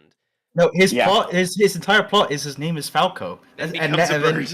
yeah, that is it. Oh, yes, no, absolutely. I don't. So Krusty, the warrior candidates in general, the answer to Eren Yeager from the Marley side of the wall. How do you feel? Oh, yeah, no, that's a good take. I like no problem with that at all. No, I mean, like, I what really did you think about the characters? Like Annie, Falco, Gabi? Did you Oh, enjoy all of them? Yeah, all of them. Yeah, I mean, this is the problem. I like everything like up to the last episode, so I'm gonna agree with you on everything here. Put him on the other side. Put him on the other No, side. I'm dragging you over here, Krusty. Somewhere in the Fair middle. enough, but when we get to the last episode, I am moving back to the other side. Man, you're uh, switching sides like in find TF2. who's- Rebalance. where is it? Fine, Rusty Cullen. was the spy all along. Cullen, how do you No feel? idea. In a room with Aaron, It's so Sasha, chill. and Gabby, and shoot Sasha twice. That's a really funny comment. Don't be hating on girl Sasha though. That's fucked up. Oh, actually, I gotta go grab my food. Wait, hold on. Pause. I'll be right back. I mean, Skippy, you're asking me my opinion of these characters. yes. What is your opinion of the warrior candidates? How do you feel about I them? mean, Jesus Christ. I'll slow my response since Rainier's getting up to get food and coming back. But I mean, genuinely, like when I think back on the parts I really liked and disliked about this show, these characters aren't necessarily like at the forefront of my mind. I think Gabby's whole character arc, I think, is vindictive of at least some level of nuanced storytelling where they try to show again like that other side of the coin where it's like hateful propaganda ridden child soldier learns humanity when faced with the enemy that isn't actually as bad as they've been told their whole lives. But really, I think these characters existing just as a mechanism for some of the metaphors in the series, I think I have a problem with, and it's not necessarily because of the characters. Like I'm kind of with Krusty on the whole. Like I didn't hate them. Like I'm glad they existed and their Yeah. whole thing. I think just from like what the author did perspective wise with the whole Nazi metaphors gets a little lost to me just with their existence as characters, right? Because you have like humans, like non-Eldian blooded humans or Titan shifters versus like regular humans, and I don't like how the series sets up the concentration camp metaphors and war stuff when you consider that like the whole world has like an incentive to basically eradicate the people that can turn into giant monsters, because it has been shown time and time and time again through their history, right, in those like flashbacks or whatever, that like anybody that had the Titan shifting power used it in an oppressive way. So it's really weird when you, and again, I know these characters aren't necessarily for that, and it's maybe not the question of the direction you're trying to head in that, but I just find that the metaphor for, you know, like Nazi Germany, concentration camps, the Holocaust. Thank you. Comment though.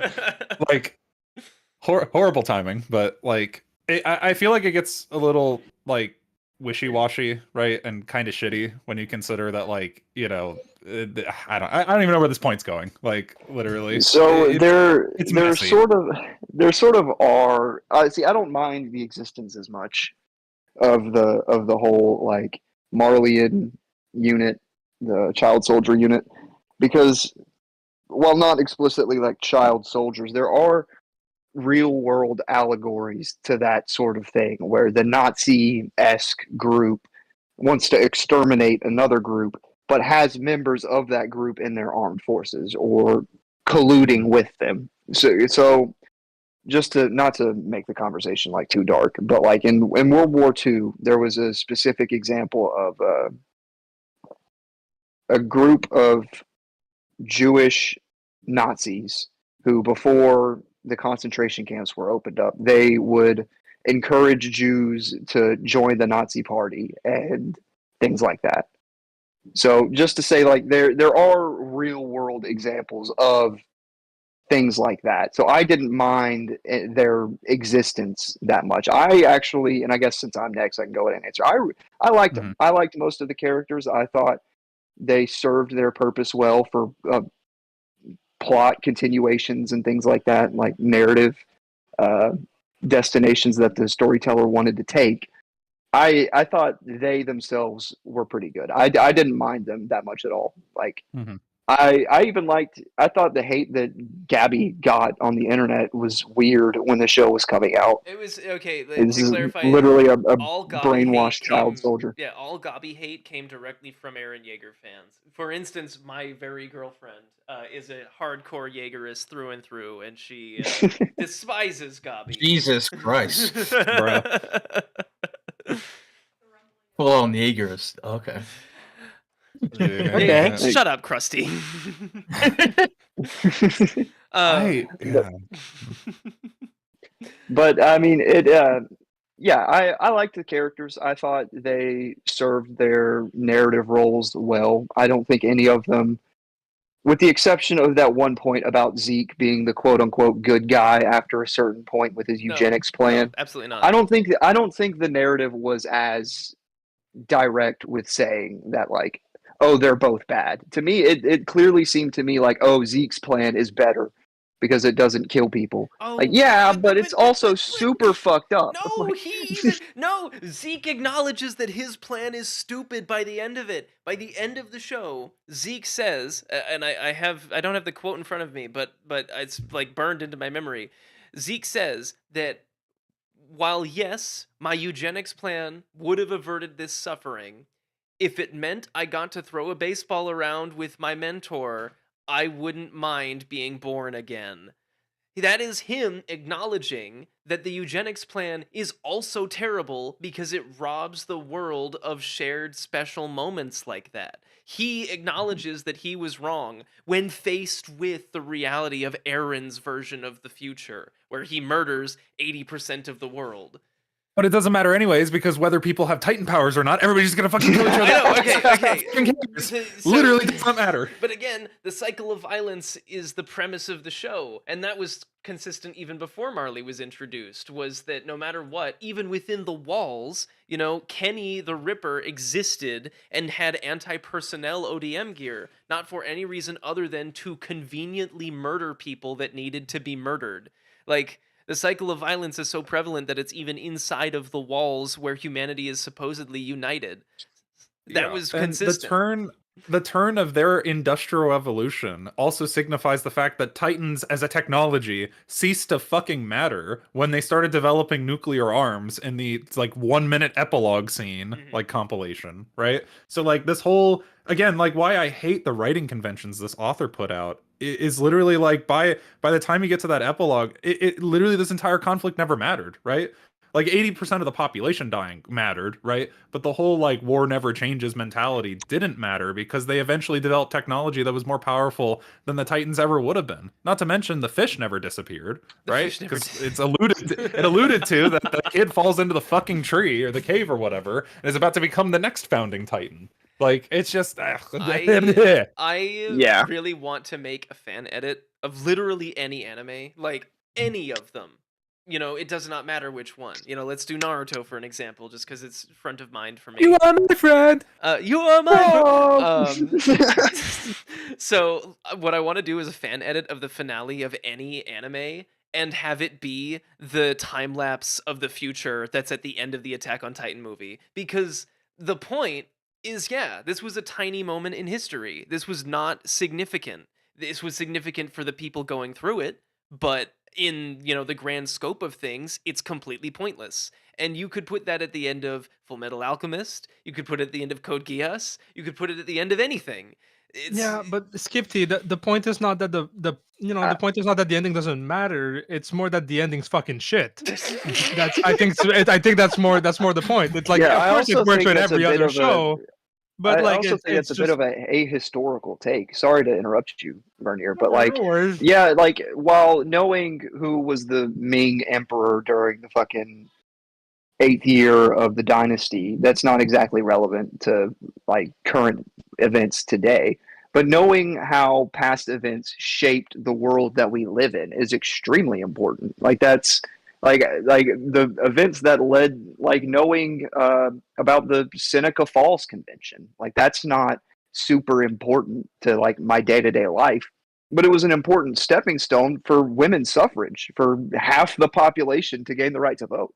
So I mean, it's like while yeah, it's not like to the day to day like subsistence farmer, like it's not gonna really like change his life all that much to know like about the Seneca Falls Convention. It's still important to know like historical milestones and how we got where we are today, because that influences where we'll go in the future and who's in power today.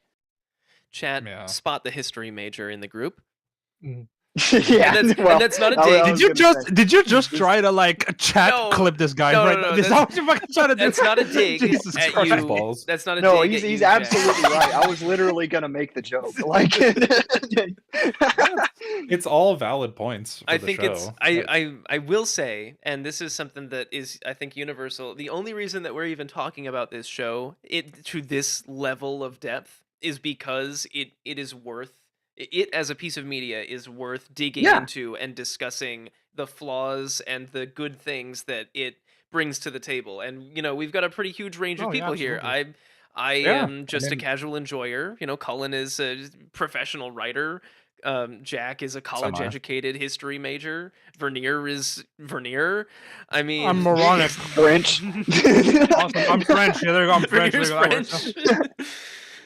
So it's interesting to see all the different the different trains of thought that go towards enjoyment of a piece of media. So that wasn't a dig specifically at Jack being a history major. I'm just saying it's interesting that that is the direction that you come at this from.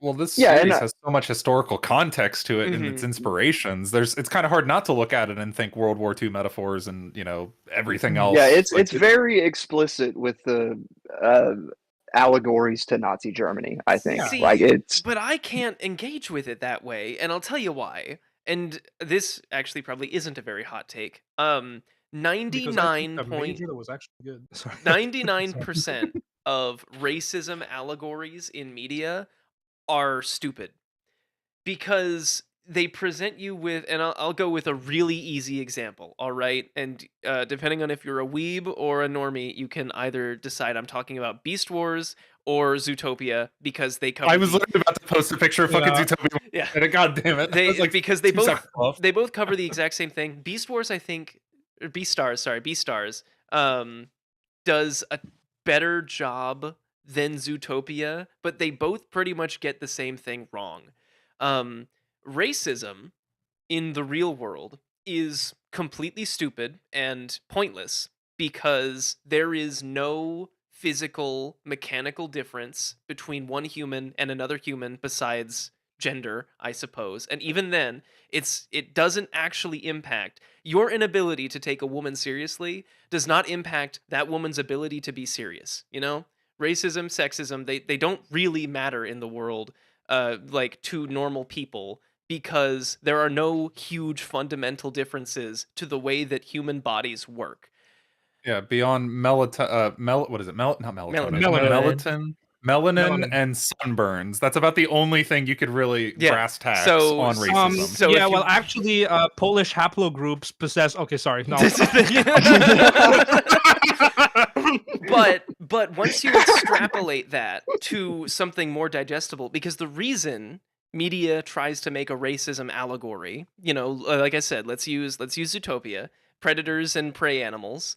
The reason they try and make that allegory is because they need to create differences between people in order to show that even in a society that is very different from each other, people can still find common ground. That's a great lesson, but it's fundamentally untrue in, let's say, The Lion King, where the main character will eat the funny bird character at some point. That's just gonna happen. Like, True. it's a lion.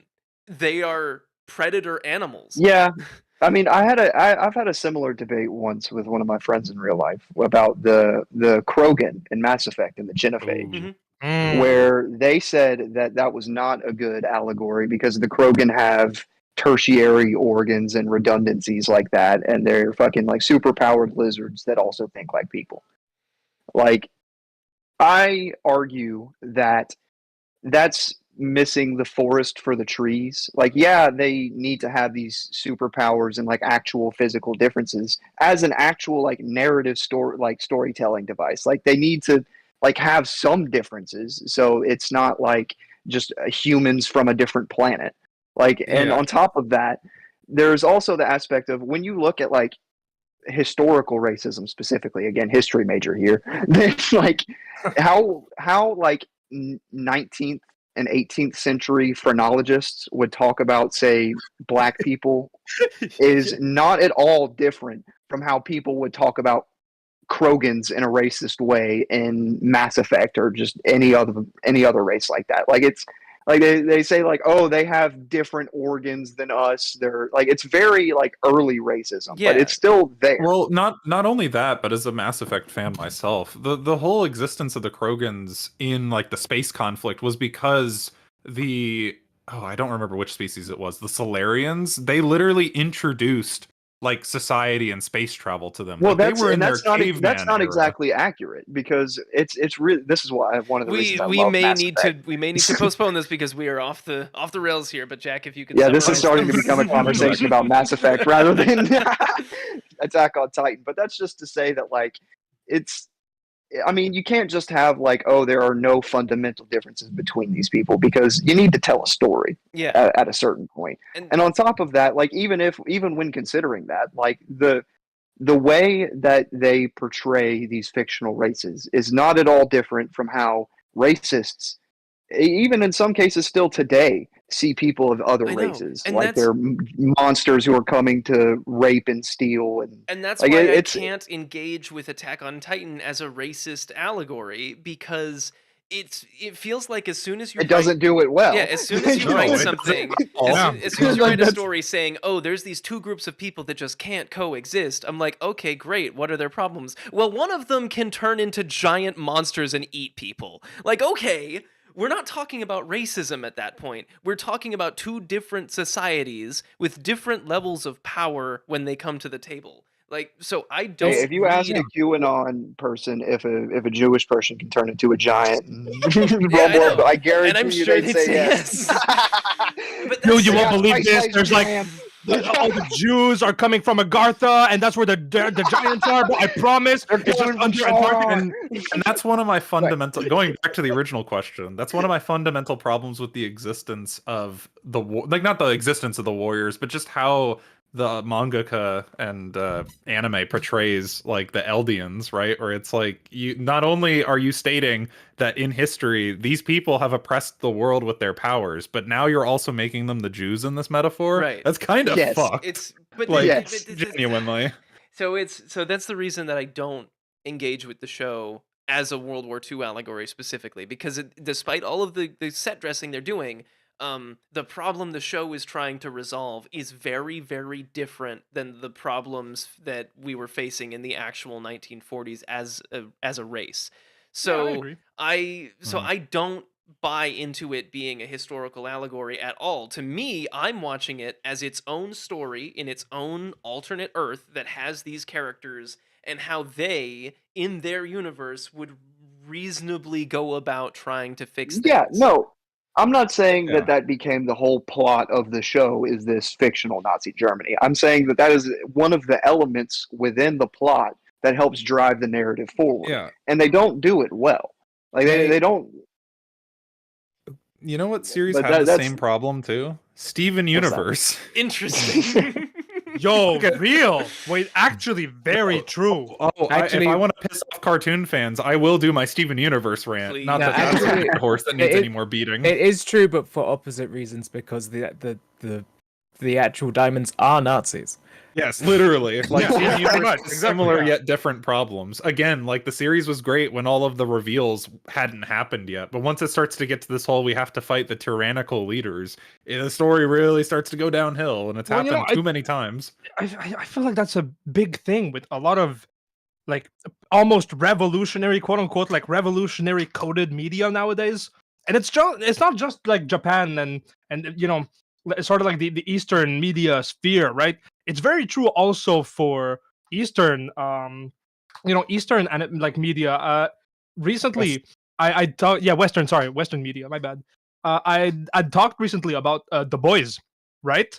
And one of the points that I make in my videos for The Boys that I noticed straight away in the show was exactly that.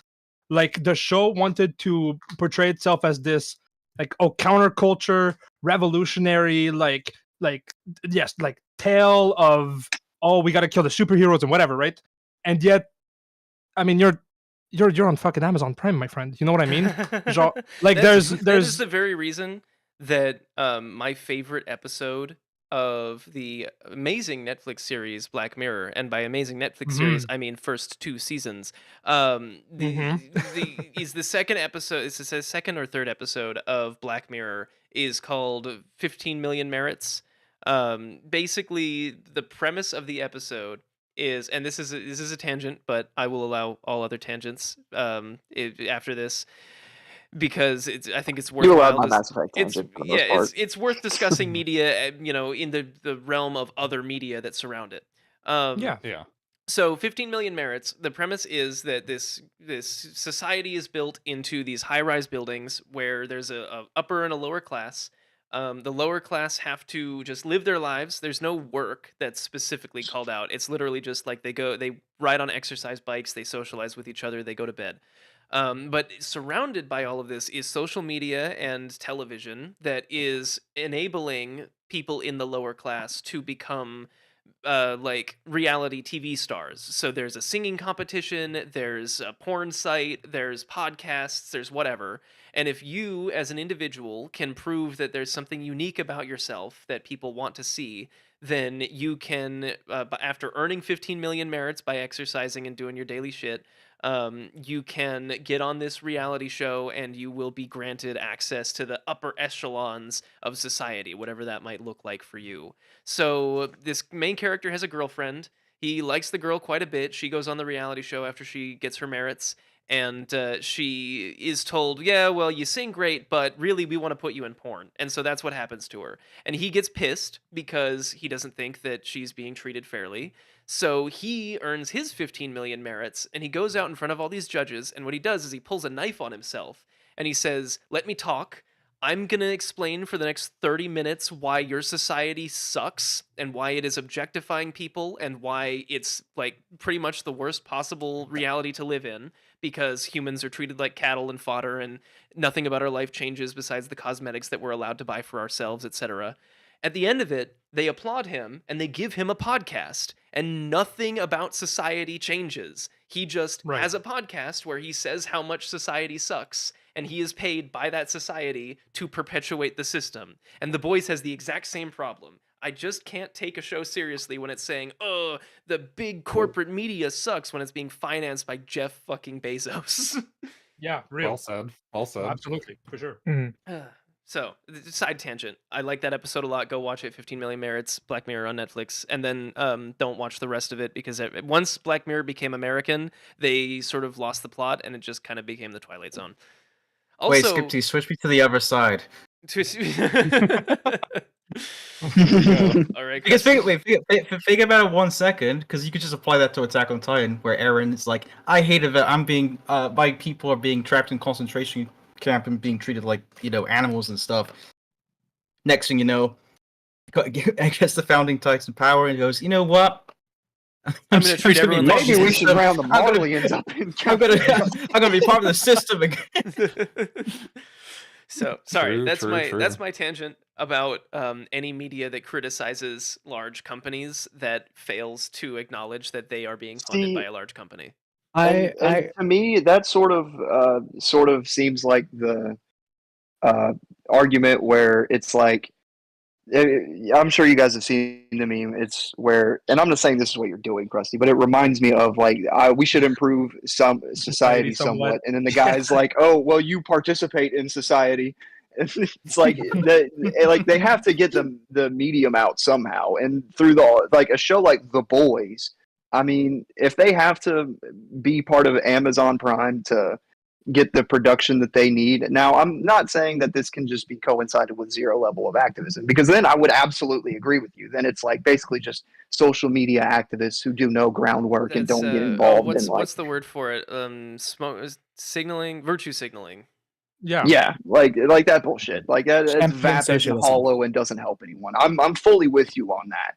But I mean, like, it comes. Well, they do also criticize VOT a lot, and they draw a lot of analogies of the VOTCO to like Amazon or Disney or things like that. Oh yeah.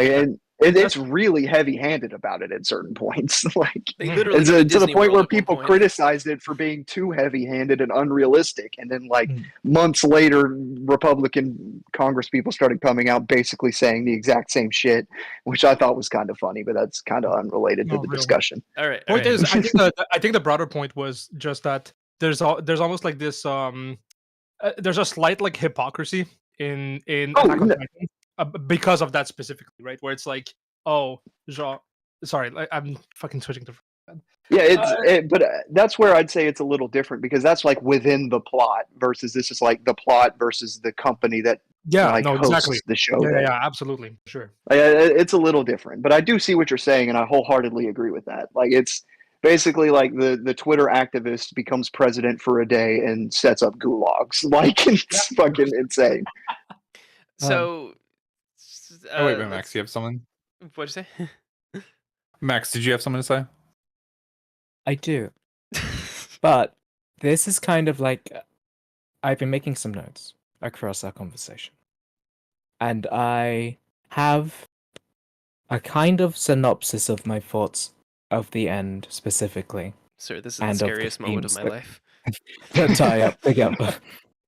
Is everyone... It would be a bit of time. I don't know how long it would take. I have some notes, but I am ready to hear you. Are you ready? Are you prepared for this? Don't interrupt. Nothing can prepare someone when they're approached saying, "I've been taking some notes about the things you've said." Was that your lawyer's being British? Yes. All right. Okay. So your lawyer's pulling you to the side. Yes. Oi, Gav. Shiny shoes, governor. No. So, with Attack on Titan, especially the end season, there is a lot. I think the main issues that there are vagueness and heavy-handedness towards specific topics and analogies it makes. But with those topics and analogies, especially with them witnessed or viewed from a higher level scale, there is a coherent kind of theme that goes across the last season. Even if explicitly some of the analogies that are used kind of do take you in different places, like the armbands being like a very Nazi Germany Jewish thing, or the kind of like very mystical fate-centric notion of the end, with Ymir kind of like almost literally making clay golems out of the sand, which is very much... That's a difficult metaphor to overlook. Yeah, there's very much a Jewish, the golem kind of analogy that pops up there. But these aren't supposed to be serving an idea of, oh, racism bad, because we all know racism bad, or like tribalism, etc., that stuff. Prejudice bad, right? But these ideas are reframed in this way for narrative and like, oh, world building. Look, it's like Jewish people, but if they had magic. But two, it's actually not a conversation about, I guess, tribalism and prejudice in and of itself. It's about humanity and its relationship with power, and how power corrupts, absolutely, in the nature and kind of like face of this idea of fate and inevitable is actually the thing that crushes Eren, not Eren's actually beliefs itself. So going through now, actually going to begin my notes because that's just the high level bit I wrote at the top. So first off, there's curiosity versus hopelessness, which is a point earlier on about how Eren was very curious about the outside world and wanted to see all of it, and how seeing it is the thing that actually makes Eren lose hope. And it's not about seeing all those people, because there's many shots of Eren seeing people who are very happy or very young or very innocent, but it's the comparison of seeing those people and immediately either seeing people in bad situations or people being prejudiced against. It's the inevitability of that cycle. And that kind of, especially from the roots of the writing of a Japanese or Eastern influenced writer, there is always these kind of fundamental precepts that you could pull from Buddhism of the Four Pillars and that cycle of meaningless samsara, nirvana, whatever you want to call it, the cycle of rebirth and rejuvenation, but also fundamentally that these things are inescapable, with an asterisk by there because we'll get back to that point. When Eren does like the rumbling and chooses to do the rumbling, the fundamental success of it, or like the big kind of ruinous fate of it all. For Tim, right? the rumbling is ending the world. Yeah, basically ending the world. But in reality, the world doesn't end and will continue going. Like, the fundamental prophecy itself is both human-centric and also fundamentally incorrect. It doesn't kill all the humans. It doesn't end the world. It's just a big, scary thing that people get hung up about and are trying to avoid for whatever reason, right? In the show's own narrative, the things Eren does fails inevitably. And that hangs on this idea of, like, futility across the cycle, but it also hinges on this idea of what the success of the rumbling actually was, because Eren, I think, and this is again the issue of the vagueness, but I think Eren's actual goal isn't to kill everyone or genocide people. There's a mask of that, which I think is an attempt to be like, oh, I'm the bad guy, I have to accept all of this. But the fundamental priority Eren wants is not to get rid of all of the people. It's to make all the people, especially with the weapons he's witnessed and the violence he's seen, get rid of all the Titans. Because in his ideal world, everybody is equal, and that equality is maintained through a lack of power, I think. Because the power that he also has corrupts him absolutely to make this bold, brash choice, which sentences hundreds of thousands, probably millions of people to death. But it's also a thing he fundamentally thinks is in the way of freedom. This power that corrupts and causes people to have a hierarchy that puts one above the other, where before it was Titans above people could turn to Titans above people, and now it's inverted, and how it just flips and flips. And he's seen that in the concentration camps of people there being abused and forsaken, not even for actually being Titans or Titan Transformers, but for just being people who could, or have had a history or descended from those people, the sins of the father kind of thing. And that cycle or change or twist fundamentally is the thing that that makes Eren lose hope. It's not that he's seen the world and is going out there to kind of like, oh, all these people, they should just die because I want my freedom. He's seen the cycle of power and he's like, I can get rid of power. Fundamentally, if there are no Titans, then it's just people doing people things, which he's also wrong about, but we'll get to that later. Because sorry to interrupt you, Max, but that's a really interesting point that you brought up, is the dynamic being the relationship to power and power corrupting. Absolutely. Yeah. But I'd agree with you that, like, in that certain regard, it does it wrong, because he gets his hands on the wheel of power and he could do literally anything with it. And his decision is to then murder everyone. Like, it just... I think because in his mind, and he is a fucking idiot, which is also another thing. and that's he's an idiot, but he also... on the main character being an idiot, I would argue, is bad writing. He's an idiot, but he also becomes broken through seeing the cycle of change, which is also very absolutely. Buddhist writing. but it's like he becomes broken, so gives up fundamentally. And this is the asterisk from earlier about like futility being within everything. The futility is if you try to see the grand scale of it and see what if is there meaning to anything? Is there meaning to all of this?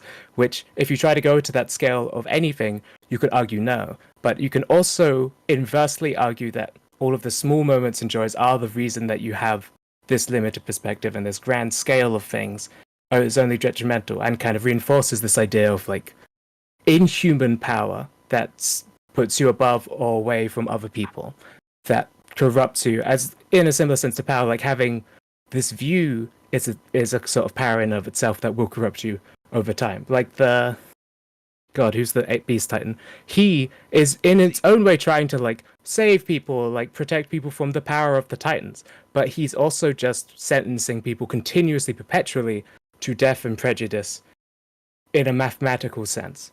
All of this kind of use and utilization of power at this scale for this reason will inevitably be wrong and put like a moral quandary upon you in any situation. Like the focus of this power in any case should be destroyed, and that's the final aim of Eren Yeager, is not to free people but to destroy power, to kind of not to flatten fight the it. world, but to flatten the imbalance of power between individuals. Yes. And that is the fundamental premise. Way, you could say that the plot is like saying that power is in its own way a shackle, and he's trying to free himself and all of the other potential Titans. Someone at least says, "I'm a slave to power," or "I'm a slave to freedom." Is exactly what he says. I thought they said that about Emir, where it's about all of them. Eren it's says about anyone himself. who's power itself. Yeah, but they're both slaves to it, and I think there's a moment of that mentioned too, and how this prejudice and this tribalism does reinforce itself and create a cycle of like violence and suffering that can be escaped if you try to like break through the system. And so Eren, by doing this in a fucking stupid way, isn't necessarily trying to hurt people, though he is, because he's a fucking idiot. He's trying to free himself and the people that he loves from the cycle of power. He's attacking the kind of fundamental idea of power, and it is an attack on Titan. There you go. Oh my.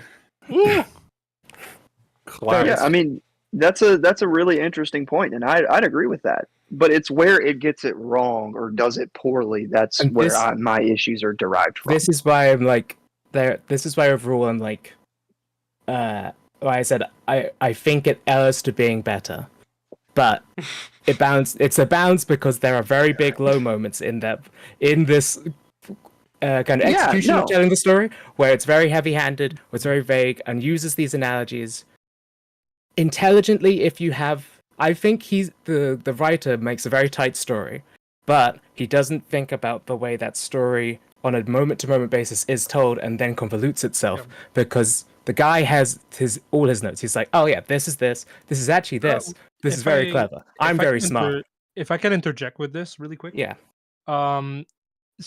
Something really important to understand is that the ending of Attack on Titan was not really planned. It was really rushed by the editors. The manga had to close up in like 1 or 2 chapters, if I recall correctly. That announcement kind of came out of like left field, so they had to wrap up the story very, very quickly. There was also confirmed to be an alternate ending that was originally written, and then something with the studio kind of messed with it. Yeah, I didn't work with that too. And that's why I said. So just a little caveat to put out there, like. Well, no, it's why. Yeah. Yeah, that's why I said earlier that all of my interpretations I would are argue based that off of nothing but the vibes from the content, because I'm sure that there is, some backstory to, why some stuff felt rushed, why some stuff went unfinished. So my interpretation comes from nothing but what I saw in front of me with zero outside influence. Yeah. That's kind of my whole point, is basically. Thank you, Max, for a very thoughtful and put together answer. No, that was phenomenal. You had the audience so captivated. I didn't see a single comment come in, and somehow there's 400 people watching. So, Let's go. So thank you very much. I feel comfortable pivoting now to where I think the real meat of this discussion is gonna be settled, and that's with these three characters. So Mikasa, Eren, and Armin, because all three of them had some pretty significant moments in the ending of the Yeah. show that Mhm. I think a lot of people might have issues with. Mhm. Krusty's rant's gonna go I was hard. gonna I'm say, I'm so excited for this crusty. part. That was your We'll see. time. Yeah, I've considered Like my a rant. Yeah. Okay. I've got like a 10-second little blurb about these three characters that, we keep saying and repeating that like Aaron's an idiot. And let's just take all of like the genocide ending, all of that stuff away. Could you imagine Attack on Titan as a series if it wasn't about this trio with Eren being the main protagonist, but if Mikasa was the main protagonist? Oh man. Holy fuck. Oh. Imagine that show. Yo. That's all. That's my piece. Yeah, This I is agree. one of my biggest issues with the entire show at the ending. But yeah, So, Krusty, you may go first. Please take all the time you need. Krusty's rant is gonna be like I did like the Jedi rant, and Krusty's gonna do the Sith rant. Yeah, it's gonna be like fucking Kobe's 80-point game. Like he's about to go Mhm. crazy. God damn, so much pressure now. He's like unlimited power, and then I'm gonna get thrown into the pit. I Mace Windu, he stuffs idiots. So, like I mentioned before, I didn't really have much of a problem with the season as a whole. And to be honest, I don't have necessarily, except from like the writing wise, I don't really have a problem with Eren's character. But everybody around him, Armin, Mikasa, but even every other character around him, like where they are left off at the end, is so underwhelming. Where essentially the reaction to everything that's just happened is like either met with, well, Mikasa feels like has no emotion to it, which I guess very Mikasa of her. But at the same time, like there is no emotional growth with her. And I know what Skipty's gonna say about her confronting Eren at the end is like the massive shift in her character. But like I feel like that's just not that came out of nowhere almost, because the entire last part of the show was her trying to essentially avoid killing him, or trying to still figure out a way to like get out of the situation of killing him. Armin sort of, I guess, trying to remember, like it's been a while since I like watched the show, but I do have an unfair Armin- advantage here because I literally finished the whole series like less than a month ago. Armin's conversation with Eren in that whole time like zone where it's technically the past, when Eren's telling him what he's gonna do, and then it's revealed to him later after it's been done. Maybe I'm not smart enough. I just don't know why they had to make that overcomplicated. But then also, Armin, after coming out of that like dream sequence, putting himself, because I think what was he says something along the lines that he takes responsibility along with Eren for everything. Like to me, that's just I don't know. I don't even know what to say to that. It's just I don't understand it, and maybe it's because I don't understand it. I'm not smart enough to understand it. But like all the characters' reactions after everything that's happened are like they don't match what I would have expected for these characters to feel like. And I guess like I get Eren's their friend, but it's like you just killed like I'm gonna say like billions of people, 80% of the planet, Billions. and all of you, yeah, and everybody's kind of just going like, Eren, thank you, but you didn't have to do this. It's like. It's just like everybody's kind of just being like, Eren sacrificed himself so we can live in the free. It's like everybody's reaction should be like kind of more like, what the fuck just happened? Or like if you want to do it in a more like I guess literally like friendly way, in a sense that like it doesn't come across as like bad writing. I guess you could have just done it in a way where it's not as like. It gave me, from my first interactions when reading it and then also watching it, it came across as like the characters almost forgiving Eren, and that kind of made me feel gross inside. I don't even think that's an unfair interpretation. I think that's pretty accurate to how the show ends. Eren's actions are forgiven by everybody after the characters in the show feel as though he explains himself in a way that satisfies them. I understand being upset at that. This is one of my biggest issues, because I feel like the characters should have been like his story was fucking sad and tragic, and like we should learn from these mistakes because we shouldn't get to this place again. But maybe it's because of it got written correctly or blah blah blah blah blah. But the end is like, oh, Eren, he fucked up, but he really tried his best in the end. I'm like, what are you talking? You said all of this stuff. He became the bad guy. He's a lesson to learn from. It's not like, oh, we forgive you. It's like, no, you fucking terrible person. You became a terrible person, and we shouldn't repeat these mistakes. You're a fucking victim of the system, but you also then victimized others. There's not an excuse. You dickhead. I also like how before the epilogue happens and everything with the credits, I like the fact that they're just okay being diplomats to this like fascist regime, and they're like, okay, we're going to Marley, like the people we just like completely genocided. Yeah, we're gonna go like over there and like talk to them on behalf of our country, who, by the way, are still Jaegerists who still want to kill whatever's left of Marley. It's just a terrible place to leave off. Like, it's like the cycle of war. I guess that makes sense because like there is going to be a war eventually in this situation. I don't know. It's just Well, even like with not the like the Marleyists or like the Jaegerists or whatever the fuck, like those that notion like being pulled out or being explained a bit more and having those like very legitimate issues and like reasons why they're now going to fight, or like it's going to keep happening and the cycle's not going to stop kind of situation going on would have been great, but they don't really do that. And all they really do is spend a long time saying how Mikasa really doesn't want to kill Eren, and and also at the same time not giving Mikasa any character development, which is stupid. Yeah, and even to her dying breath, she still hasn't let go of Eren. I just it turns her into a robot. Like, I have such a different perspective on Mikasa.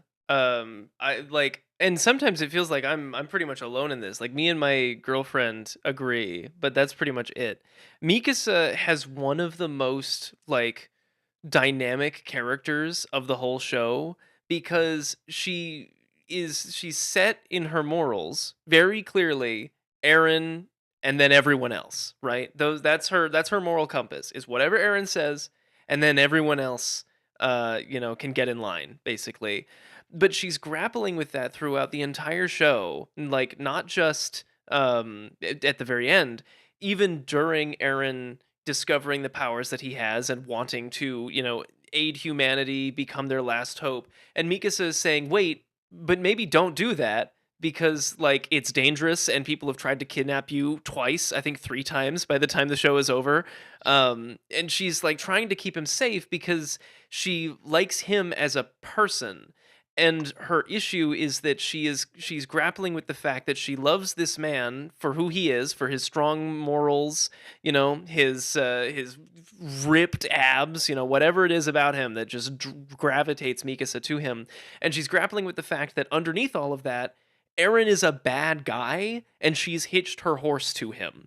And I would actually say that Eren isn't a bad guy when she's fighting for him. The Eren she's fighting for is the person who hasn't gone through this process. The person he was before this is... I think the person he was before all of this is the person that she's holding on to.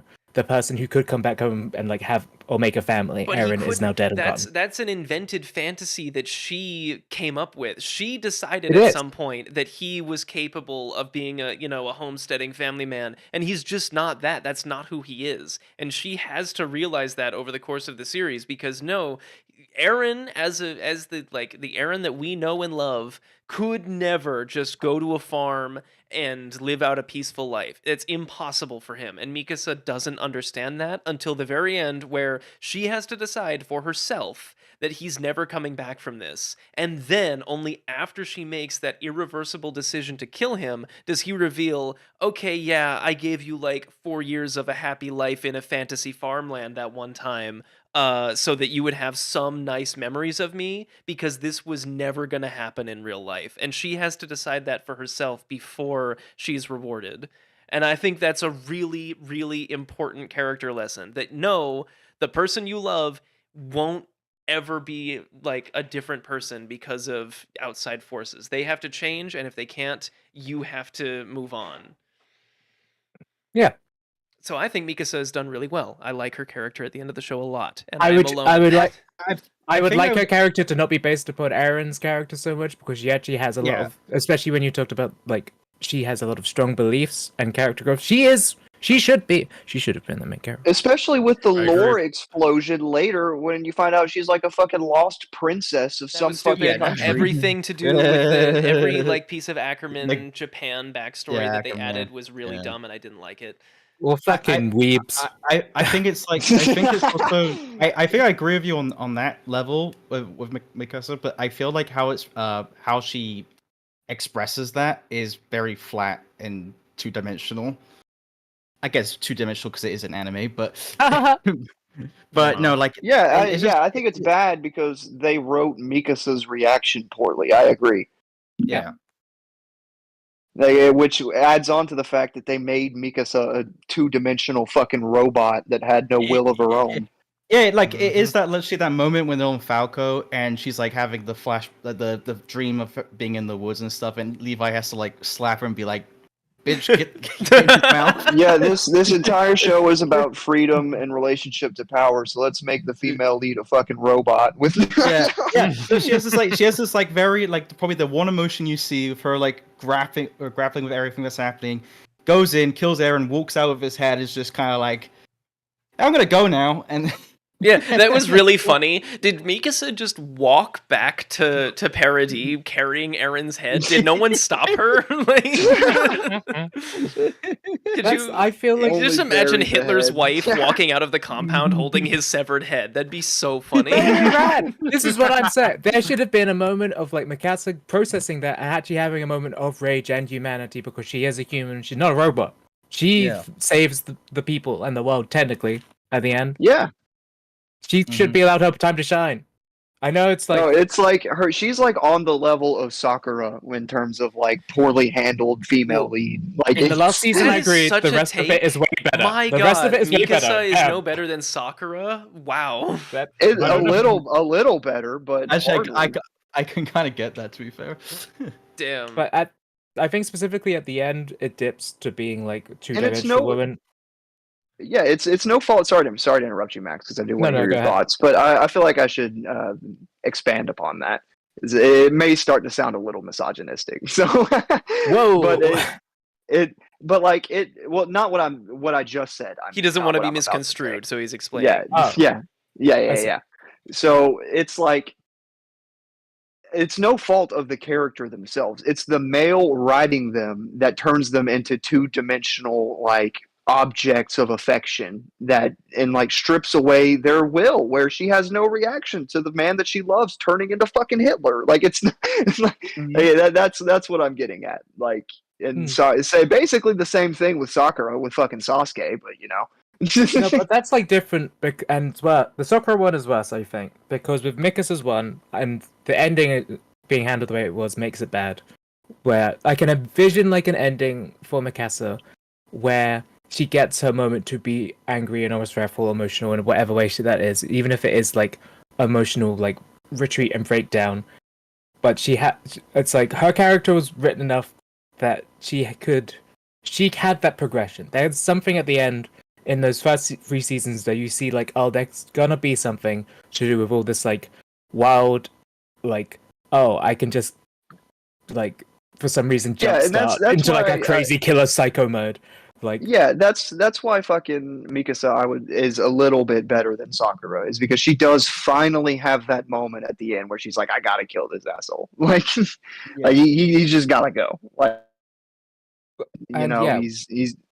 he's got like no. But that's why I say a little bit better. But I mean, on like nearly on the same level. and the reason why Sakura is so bad to me is because this is like written as her character trait is I love Sasuke, rather than like That's this it. person. It's like with Mikasa, Like it's as like, a oh, this person prodigy has at like medical levels. ninjutsu and the Yeah. Let's also Yeah, let's also not not true. understate the fact that Sakura actually got the happy life with the man that she loved, and Mikasa Well, got to murder Boruto him? doesn't exist. Boruto doesn't exist. Sure, Like, we don't talk about but that. even in the manga originally, didn't it end sort of implying that everyone's I thought paired it. off? I thought it. Well, I thought it No. ended with like Sasuke going on a journey and Yeah, Sasuke Naruto disappeared. and Hinata getting married.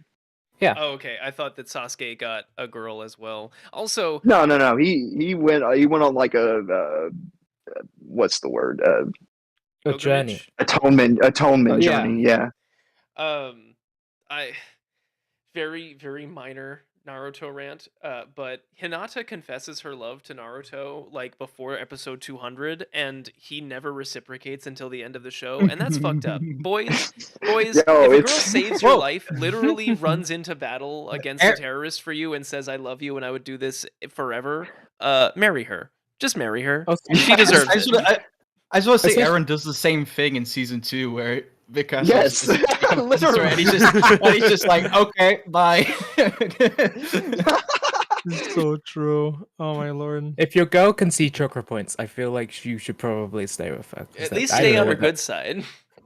I know this is like to do with Vikas and Armin, but I'm gonna like say something that's gonna piss a lot of people off for sure. I really didn't like Hanja's death. Interesting.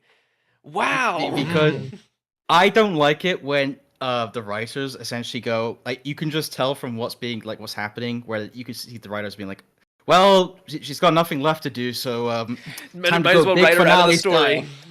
Oh, it's not even like right out of the story. They could have done it in like a very like shocking or dramatic way, but instead they go like, all right, let's get the fireworks out. Yeah, let's all on in a time. very Yeah, they're real just getting sense. married all of a sudden. In a very real Yeah. sense, let's talk about this. So one of my favorite characters in the final season, because it's the only time I think he exists, is Flock. I think that Flock is one of the most well-written characters in terms of like someone getting a second chance and deciding that no matter what, they're going to do as much as possible with the new life they've been given. Like Flock makes the realization, even just after the Beast Titan attack, that he is going to do whatever he can to ensure the survival of humanity in his eyes, but the Eldian race specifically. So he's already been like radicalized just by having been the only survivor of the Beast Titan's attack. And then when Eren shows up and says, "Hey, I've got this plan to just stick it to those guys. You know, they killed all our people, they invaded." Flock's character is like completely consistent in saying, "Yes, I am with Oh, you yeah. 110%." So, how different does the ending really become if instead of what we actually got, which was Flock stumbling out of the water and shooting a hole in the tanker and Hanji had to sacrifice herself, what if Flock just walked out and shot Hanji and died? Like, that's still consistent with his character because he's killing their leader the same way they're trying to kill his leader. The stakes are roughly the same because like they still need to rush to get the thing into the air before the rumbling catches up to them. And Hanji doesn't have to go out in this big blaze of glory, which I feel like was not consistent with her character. She was never depicted as an exceptionally skilled fighter. Like, I know she's part of Levi's squad, but she was a scientist. That was her whole point. She wore the anime glasses. So that would be my one change. I didn't like Flock and Hanji's death specifically. Basically, I just didn't like the first film of the two. I feel like it existed as filler to get the team to Eren somehow. Yeah, I don't know Yeah. if we even have the time to get into like if we had to rewrite the entire show, because then it loses the essence of why Right, we're all right. here debating it We're- in the first we're- place. We'll get to it, I'm sure. You and me especially, I'm positive. But Yeah, no, that's Hanji's death. Just Or- addressing Hanji's death specifically, I feel like it was handled in a not as impactful as it could have been. I was a big Hanji fanboy. Yeah, I agree. Shocker that you liked Hanji. My goodness. I know, they like shock of shocks. I know. Unrelated to the Attack on Titan rant, but I forgot. I made a cosplay eye patch from a template of Hanji's eye patch from Attack on Titan, which I have like sitting right behind me. I remember you Forgot showed about that. that. You showed that in one of the video calls. You should put it in the Yeah, should put it in the yeah. Discord chat so I can put it on the stream. Yeah, I for did for those of you see just if I tuning in, can. Cullen is entering the cosplay journey and he has made some really cool stuff, including some armor. Oh shit. I did, Yeah, to be it's- fair. It's go on. I was gonna say I did, to be fair, see a lot. I like felt represented by Hanji as somebody who has a little bit of the cool guy syndrome, where I get A man of mystics culture, amphetamine I see. for my cool guy disease. But yeah, I was like, I get it. I like this. This is all right. Cool, nice. So you liked her ending then? I didn't say I liked her ending. I liked her character in that way. I was like, oh, it's obvious to see that like nerds who watch anime might like this girl. Yeah, Fellow Hanji enjoyer spotted. exactly. But I think her ending was. I think it was supposed to be, and this is a lot of my issue with the ending of the moment to moment execution of these bits, because I keep almost like seeing the intent in the writing, being like, oh, this is like a moment of like heroic sacrifice for her to kind of like do something or try to help people, even for a moment, even if it's like kind of futile in the end. This was her moment to try to do something. And I feel like it was written and portrayed in a way that was kind of silly and not fully within her line of her character. Like, And I see the think that's intent, and the execution is the thing that really takes the ending of this down a few pegs for me. Yes. Yeah, no, that's exactly what I've been saying. Like it's I can see the ideas and thoughts behind where they're going with things. It's the execution. It's like you see a gymnast do like the craziest flip somersault you've ever seen in your life, and then they like fall flat on their face. It's like that that amazing routine that you just did was almost immediately canceled out by landing flat on your face. Like the execution was just awful. Like the ideas and the you can see where they're going with it, and it's really interesting, and it's like a nearly untreaded ground, specifically in anime, and then the execution is just awful. But yeah, I wholeheartedly agree with that statement, Max. I'm trying to think. I just had to interject there because I felt very passionately about that. No, it was good. I'm trying to think what the other main points of the finale are. I think definitely Eren's dad is something that needs to be addressed. I actually really fucking love the Eren dads. Do it, I'm no gonna pull 'em balls. up. I'm gonna pull 'em up. I actually, because it's like it is elucidating and it is kind of psychopathic, and I do kind of like just how hard Eren goes into being like, because for Eren's life he hates his dad or is very on the fence about his dad because of all the wild shit that he did. And at points he's like, why did you do this? What happened? Where did you leave us? And all of that, you can see there's like an understanding of like, oh, this is why he did this. I'm the reason. But at the same time, he still kind of hates him because he did these things. Right. Like, he hates that he's listening to him right now and doing this out of fear. It is so wildly psychopathic and yet cathartic in a wild way. Like, he causes his own problems, but he's so angry at this guy that he's just so willing to do it. So on the left is me sowing, and on the right is me reaping. So No, I like it. I like this part. So yeah, I think this is another part. This moment, this scene, this episode. When I've watched the show several times, I've watched it with multiple different people, and this part where not even here specifically, but when they're at Eren's dad's desk and he acknowledges that Zeke is in the room with him, and you realize that, oh, wait a minute, this couldn't be happening now, right? Because they're just watching a memory, and then it's confirmed for you, and then it's confirmed that he can see Eren, and then it's confirmed that Eren was talking to him. And at some point, you as the viewer have to wonder how much of the plot right now is just Eren's spite for his father, because this was his dad's vendetta, and he forced Eren into it. Like, did Eren decide he would eat his father, or did his father sacrifice himself? You know, at what point is this a conflict between these two, with Eren just being sort of an unwitting pawn and seizing control away from his father at his first opportunity? Like, I don't know. I would love to hear everyone's thoughts about this, and I can go. I think it's also funny that it literally confronts the sins of the father trope so directly. It's like, oh, this dad actually, he's like, because usually it's like, oh, you find out that there's like a mysterious like reason that the dad had to do it, and it's like, oh, he's such a tragic character at the end, especially like in Fullmetal Alchemist. Like, you find out that like father and also the dad of Eren, who are technically the same person, but that one of them's a clone of Eren's dad. I hate. Blah blah blah blah. I despise Fullmetal Alchemist Brotherhood for so many reasons, and Father is one of them. But like how, like in a show like that, but he's like, oh, you find out there's this reason. It's like, oh, it's literally like a twin or different guy. Blah blah blah blah. But in this, it's like the sins of the father are literally caused by the son going back in time, having daddy issues about the problems he caused for himself. It's a very like you've caused all your own problems, and you are now mad about them, but it's a really cool moment. Trying to find a meme where it's like Eren gaslighting himself Yeah. into like literally being his own trauma. I can't fucking find it. I know I have it saved somewhere though. What's that bike meme of like where they just have it and they shove your stick in the spokes. Yeah.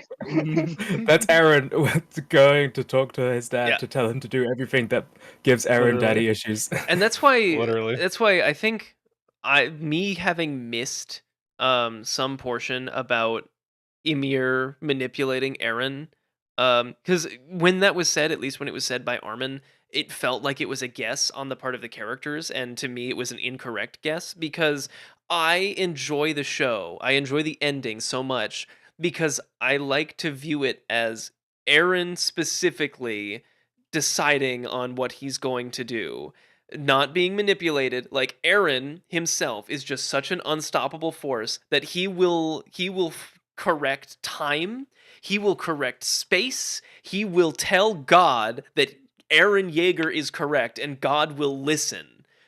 And that is the version of the ending that I enjoy so much. That's why I like it, because it's the indomitable human spirit taken to its most maximum possible extent.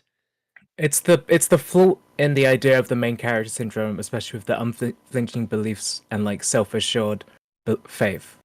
Yeah. And this is also the moment Eren's character almost like becomes the villain, I think, as well, which is very fun. It's a very fun like, oh no, it's not like, oh, he turned evil throughout this entire time. It's like, oh no, he at this moment could have changed the past. I think almost. I like. He could have just warned him. He could have said, "Hey, the Marleyans are on their way. We need to develop a strategy to like stop them. Perhaps, maybe share how Titans work and give us the ability to defend ourselves." Instead of deciding, "Nope, I will handle all of it, so that there is no more Titans in the world." Period. Well, wasn't the problem though is like if they were to, if Eren kept the power to himself or whatever, he would eventually have to like have children with Historia, and like basically one of the biggest conflicts was basically you would have Historia and her descendants basically be like what do you call it, like just pumping out babies for the rest of eternity to like ensure the defense of Paradis. Like I think that's also one of like the big blocks to why they couldn't like get out of that situation by just being like, you know what, let's negotiate. Yeah, it's funny because it's like a lot of the bad things in this story happen because of Eren Yeager choosing to be a hater instead of. You're right. You're absolutely correct. Eren is his own biggest op. He is. Eren chooses violence at every opportunity. Because he knows nothing else. Because he's been raised in a society that's taught him nothing else, and I think that that's a great character. It's why I said at the very beginning that Eren is the inverse Shinji. In the same way, Attack on Titan is just as much a criticism of shonen anime as Evangelion was of mecha anime. It's addressing the fact that the protagonist has main character syndrome. And there is literally nothing anyone, God, man, time, nothing can stop him from achieving his goal. It's the same concession as all shonen anime, but it's done through the lens of a world that we really like and characters that we've grown to love and a larger society that resembles our own, and the realization that, hey, if this guy existed in real life, he'd kill me. Like, he would have no qualms about murdering me and my family because we're in the wrong place, because that's his ninja way. Yeah. I feel like I'd be the Indian boy that he meets that he's sad about killing, but he would kill me. Yeah, that's what I think. I'd be like, "Oh hi," and he'd be like, "Hey," and then he'd be like, "I'm so sorry." He'd break down in tears for no reason in front of you. I'd be like, "What the fuck are you talking about? Huh?" Thank you, Krusty, for the meme. USA, are we doing it now? Right here? Oh, jeez. I definitely see, the character and motivation problems, but I really just love the idea of what if a shonen protagonist was unstoppable? Like, everyone tries and no one is able to stop him. And that's why I love the ending so much. I also was just sort of eagerly waiting, and if Tyler was in the call, he'd confirm. I was just eagerly waiting for the finale to be the rumbling destroys the whole world, because I think that was the most fitting ending. And when I was I would agree. when I was rewatching it with agree. my girlfriend, she also was anticipating that, and we were both quite happy. Like, imagine like the rumbling succeeds, and like even if they did that, like where the rumbling succeeds, the ending that they went with, where the cycle continues, would make much more sense, because they saw this method of complete eradication work. So that would skew the entire culture's perspective on how to resolve conflict forever, basically. Like, we were the successors, and from here on out, like, this is how we're going to solve disputes. Just eradicate everything. I do think that one of my biggest issues with like the ending is that I don't actually hate either of the ending scenes, but I do dislike them being next to each other. I would have chosen one over the other because both send similar but with slightly different enough messaging within their own tones that it almost obfuscates what, like, the tightness of the ending of the story. The titanness, if you will. The titanness of the ending of the story, yes. Titanception. I want to open the door to closing thoughts, but I have one character I would like to. I was bring going to up ask if there's anything that we haven't addressed that anyone wants to acknowledge. So let's just go down the row. Let's start with Krusty. Why is Annie there in season 4? Question mark. Why is Annie there? What does Wait, Annie do? Let me Well, wait. I like hold how I like how Annie sort of just shows up. Obviously, after she got let out of the crystal. Oh my and- god, I completely forgot she was in season 4. Yeah, and everybody's just kind of like, "Oh, hey, Annie, you want to join us?" Well, they have bigger things Yeah, to that worry was about, and another thing Marleyans that have been was- switching sides all over the place. So I understand why they weren't immediately suspicious. Nah, Yeah. but I mean, it's kind of like the fucking Avengers Endgame type of thing, you know, where like Yeah. you want everybody to show up, and it's oh my god, it's so cool. It's like okay, man, whatever. Narratively, I don't think it makes super much sense, you know. Yeah, and that fireplace scene, they could have done like a much better job of conveying people's feelings towards them. I know Sean like beats the shit out of Reiner, which it's like, okay, there's some like actual expression getting it. Annie just kind of sits and watches like, all right, I hope that doesn't happen to me next. Considering she killed like almost Levi's squad and like half of the Survey Corps in the first season. But you know, she only helped do a little bit of like a genocide against innocent civilians. Just Only a a little. little. Also, Tommy Maxey, the quick point of order there. No, I don't love mass genocide. You can ask anyone in this call. You can ask anyone in this I don't call. I'm know one of the about most it, no. anti-war people on the news staff. What I thought at the time watching it is that a genocide ending was the most fitting ending for the character. It's like how you have to fight Sans at the end of, the genocide run in Undertale. It's the consequences needed to be steep, and I think the show satisfied that. It's unlike the stupid Naruto arc that we just watched where Pain resurrects everyone at the end. I was really scared that they were going to do something like that where there were no permanent consequences for what happened. And Talk no jutsu. I was glad that there Oh. were. You did say your girlfriend was a Jaegerist, so Yes, I she was of the same don't know, mindset man. as me. A Jaegerist again. If the Marleyans were real and all of that stuff was real, yeah, they deserve what they got. But they are. The peak of Shippuden is when Jiraiya fights Pain. Wow, that's in the first 100 episodes there, bud. Yep. It's a good peak though, and I just kept hoping that would get. The Great more. Ninja War has some really good moments. You just have It had to some sit really good, like, through an animated ocean moments. of shit there. So Yeah, so but- let's keep going though. So Krusty, other things you thought we may have missed. The last quick, not so much that we missed, but if I were to like implement something that would have been more interesting is, especially for Ymir, is if she had some sort of conflict, or Eren had some sort of conflict with Ymir, where it came to like controlling like the situation where I don't know how it would play out, but something where like Eren loses control of Ymir and Ymir takes control, and she's like the one committing most of like the genocide or whatever, or doing something that is not part of like Eren's plan. I feel like that would have given Ymir like more Yes. purpose. Yeah, making is it true. more Ymir should overt have or had the it- complete opposite. I would Yeah. have loved if Ymir like got control and like everything pauses for a second. Maybe like the Titans like begin to like die or fizzle out, and Ymir like as the leader Titan or the single point or whatever just like walks off, and like maybe earlier they could have set up a thing of like how she really likes the sea or something, and just walked off and like hung out by the sea and just walked into the sea or something, having like a dramatic narrative moment of where she just does something for herself in her own act of like self-actualization and independence to round out her character. Like it is like she's been throughout her life and death kind of chained, but now she like in the end of all of this you do have you're free of yourself in every like when you can be, when you have autonomy over your body and you can do whatever you want, you are free. So and Yeah. she just does that and takes her moment to just be free and do what she wants, but she doesn't get that because the show's dumb. Yes.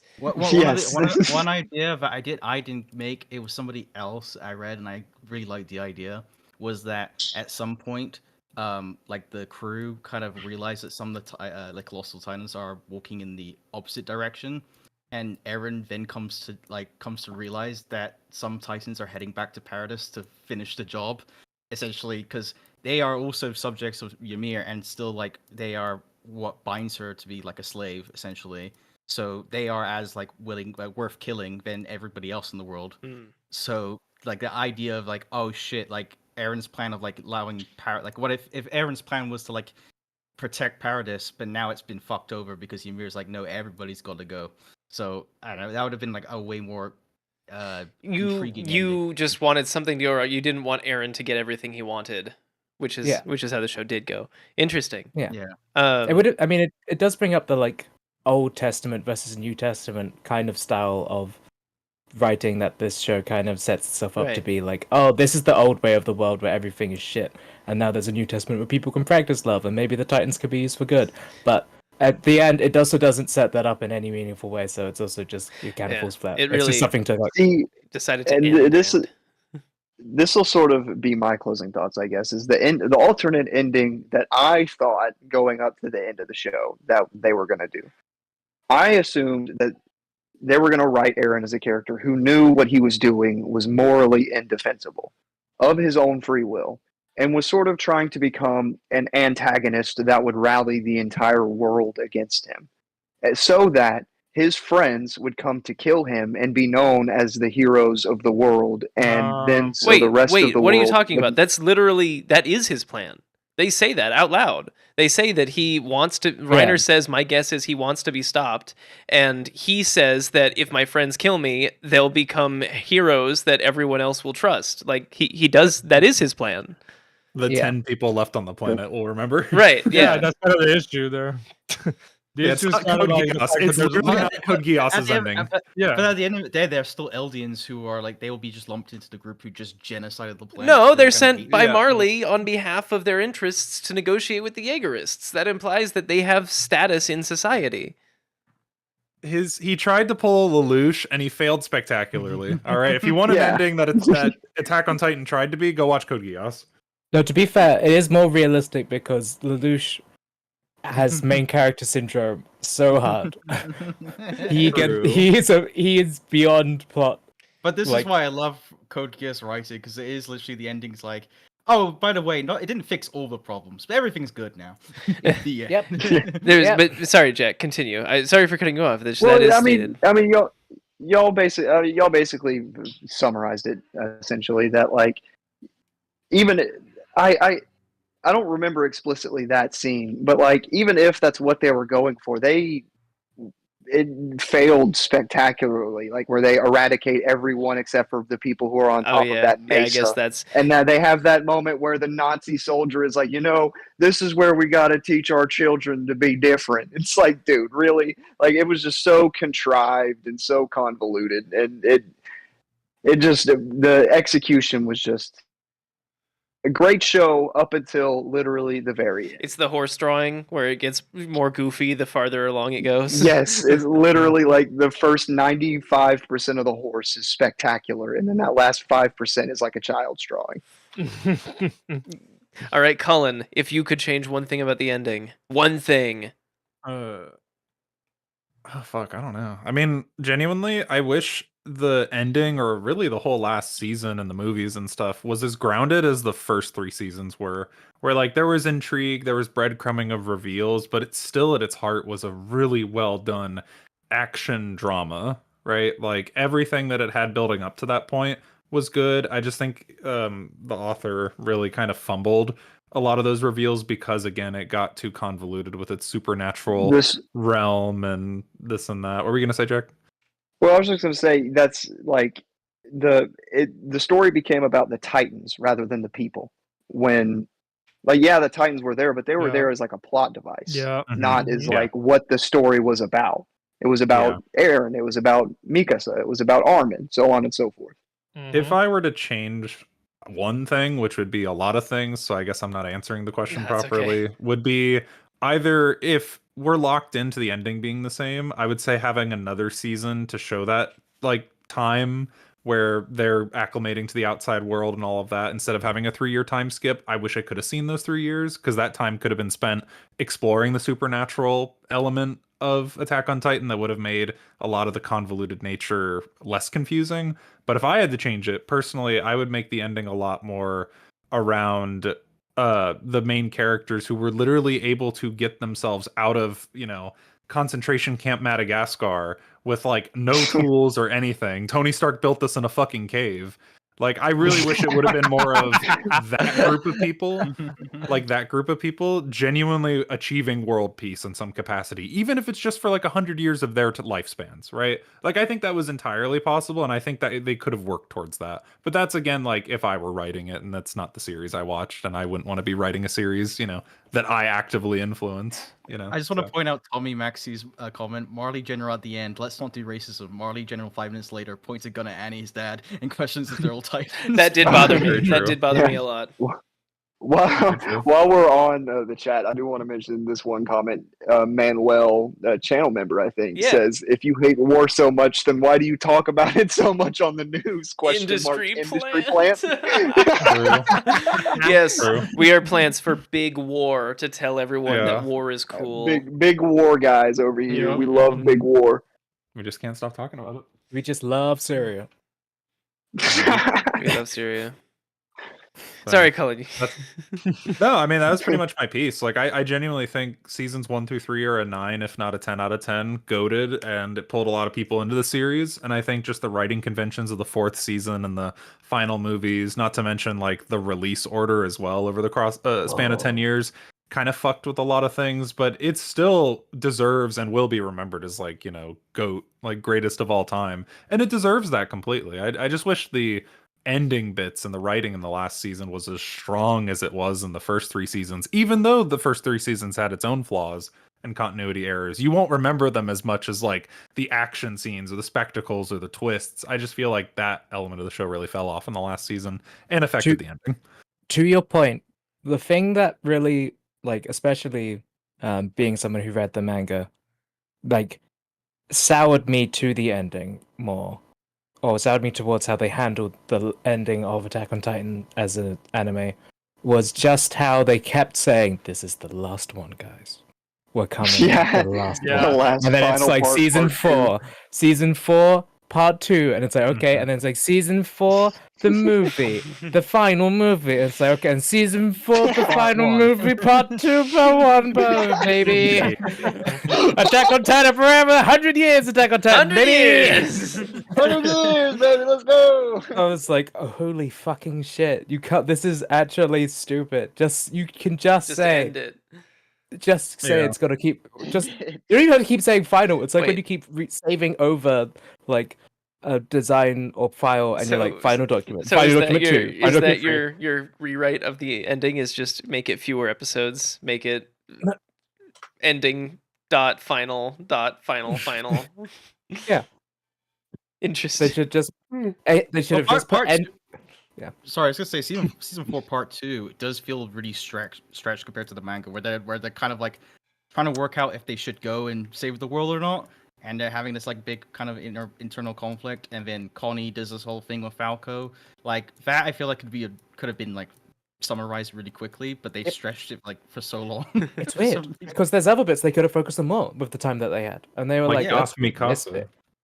Like Goth Mikasa. I was gonna bring that up. Yeah, like the best part was the epilogue where everybody just exists in this like universe where it's basically our reality, but everything's at peace, and there's a giant tree in a hill, and they all saw the Attack on Titan movie in theaters together. And Oh, you get to the way I characters in interpreted their that fashion sense. the way I interpreted that finale was that it was just further in the future, somewhere during that time lapse of the future, and those kids were like citizens of the civilization that was founded in the same spot as Paradis used to be. I thought that was the point. Yeah, I mean, let's be honest. Hey, the literal Garden of Eden analogy. Like, it's Real. Yeah, no, actually. like she ate the fruit of knowledge from underneath the tree of knowledge with the fucking guys. What are we doing? Oh my Here? god. What are you doing here, Fryer? It's like Evangelion with Christianity. Yeah. Oh god.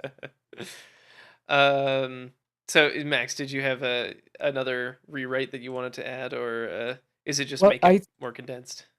It's not even condensed. It's just like make it more kind of like tighten the end. The focus is the issue, not the like condensedness. If it took the same amount of time but focused in on the actual kind of core and heart of its own messages, the kind of ones, at least the ones that like I see the intent and kind of vague execution of throughout the series, rather than the way it kind of leans into so many of these analogies so hard that they get almost lost in and of themselves to a point and become like and start trying to question the audience with like the tribalism and like the analogies of like the World War II setting kind of stuff. Like that is set dressing to give us kind of a contextual clue rather than being the actual focus. Like it's like all that stuff just gets in the way and muddies the water and makes it feel like it's a much less astute and kind of not necessarily like perfected, but like at least kind of clearly visioned end that was going on. And like the manga itself being rushed is one thing, but like the anime had time to not be, and They really could have taken their time more if they needed to. They could have taken the time to actually just like lean in and build up to those points it needed to make more explicitly. Even if it wanted to keep a lot of the same imagery and themes, it could have just held on to those moments better, but it didn't. And it was Yeah, bad. instead of like True. one of those movies, we needed a season. Yeah, it should have been 2 seasons. It should have During been that season 4 time and season skip. 5. During the time skip where everyone goes overseas, and that's when like it fully displays Eren's radicalization journey. Since that's the story that they were apparently so dead set on. Especially, it would have been so cool to have the like season 4 end or something, or season 3 part 2, whatever the fuck end, where Eren gets the powers, and it does the little scene at the end where he's in the forever space psycholoconf spine world, and then the next season is almost like a hard cut back in time 3 years just to see how we got here. And it could have been interspersed and cut with like moments, and also because of the time hopping nature of like Eren, we could have almost seen that play out through different moments as well. Like just the Or like where he he shows his friends like what he saw that made him think this way. Yeah. Like, yeah, you're still fucking crazy, but you know, I can kind of understand why your crazy dumbass thinks this way. Yeah. But there was none of that. Just no, I don't want Mikasa to fall in love ever. She should You have love me such a forever. problem with that line. That was a joke. That was a joke on the part of the writer to make Eren look still like a pathetic human weirdo, not some like guy who sees himself as greater than a god. Well, yeah, no, that's why. Well, yeah, I think that's the point that I'm making is that Eren was kind of a pathetic weirdo. I liked that though. That's why he was so dumb. I Well, yeah, enjoyed no, that. I didn't disagree with any of that. I think Yeah. again, it's the execution that Oh, sure. like It would have been nice to have like something like that as a moment, because especially because it seemed like he did have a pretty good handle on like how he wanted the impact of like pseudo time travel to work on his story. It would have been nice for him to kind of lean into that confidence a bit more as a writer, being like, "This is what's happened and this is how it's happening," and now I know that I could like intersperse these little bits here if I wanted, just to kind of like really like flesh just out give more the series. context. Yeah. I think well, I already gave a rewrite answer, kinda, Flock killing Hanji, but I think if I was to rewrite how the actual ending went, I actually fully agree with Krusty. I think it would have been way more interesting if Eren's plan the whole time was to delete Titan powers because he believed that they could win a war with just Eldian technology because they're better. That would have been a more faithful Eren decision, like wipe out all Titans forever. Just delete them and delete the ability to turn into a Titan and remove the Titan curse. Like that should have been his plan. And as soon as Ymir discovered that was his plan, basically it all would have played out exactly the same way as it did, except right when Eren tricks Zeke and binds him in chains, he says, "Do you think I'd ever go with that plan? My plan was to destroy all Titans." And then Ymir hears that and she takes control and starts the rumbling. And then it's exactly the same, that would except be infinitely better. and then it's exactly the same, except Eren and company like can't use Titan powers, and so they have to get there using only their know-how and strategery, and they can't lean on these godlike abilities that they've been using. That would have been my finale. You could even have a fun power clash within the god realm that affects the Titans and makes them tear each other apart. Because the like ending plays out exactly the same, except Eren gets to be a good guy at the end, and that's what I want. Yeah, Eren doesn't get to be a good guy. Fuck that. Eren should have been confidently an idiot shithead to the end. But I still really liked it. Thank you, Krusty. Nice. Vernier. Amazing. Vernier, if you were to rewrite the ending, what would you do? Make it longer, make it a whole season, okay? If honestly, that's my legitimate take on this. For the past maybe like 30 minutes, I have been writing a shitty poem instead to top this off. So I will therefore be reading it to the gallery. I think it is very thematic. This has like an opposite feeling to how I said I've written some notes. This is like this is less sinister, but still threatening. Anyway, the world was saved. The cost was steep. Eren's end made many weep. A tale so dark yet incomplete. They never showed Goth Mikaza's feet. There you go. That's my Beautiful. end. All right, there you go. That's what I think Thank we you. should have added also. Thank you so much, Vernier. I love you. You're welcome. So I have been putting way too much fucking brain juice into this, dude. Ladies and gentlemen, the next Nobel Prize in Literature, Vernier. Thank was you. 5 lines. God That was damn. 30 minutes of 5 lines, and that's well spent. Tim, I you. forgot you were here. My God, you have to give us a guilty or not guilty verdict. Yeah. Was the ending good? Yes or What's no? what mean though? Is guilty good or bad? I'm gonna let you decide. Whatever you feel. Do I have to explain my decision, or can I just pronounce it? Give it like a Pure brief vibes. synopsis. I don't. Okay.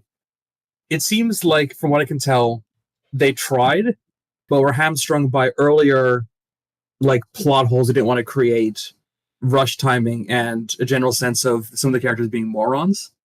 So I'd say they did the best they could, but it's not great. It is If you know an what I mean. ending. Yes, it is one of the endings of all time. Therefore, is it a good ending? Yes or no?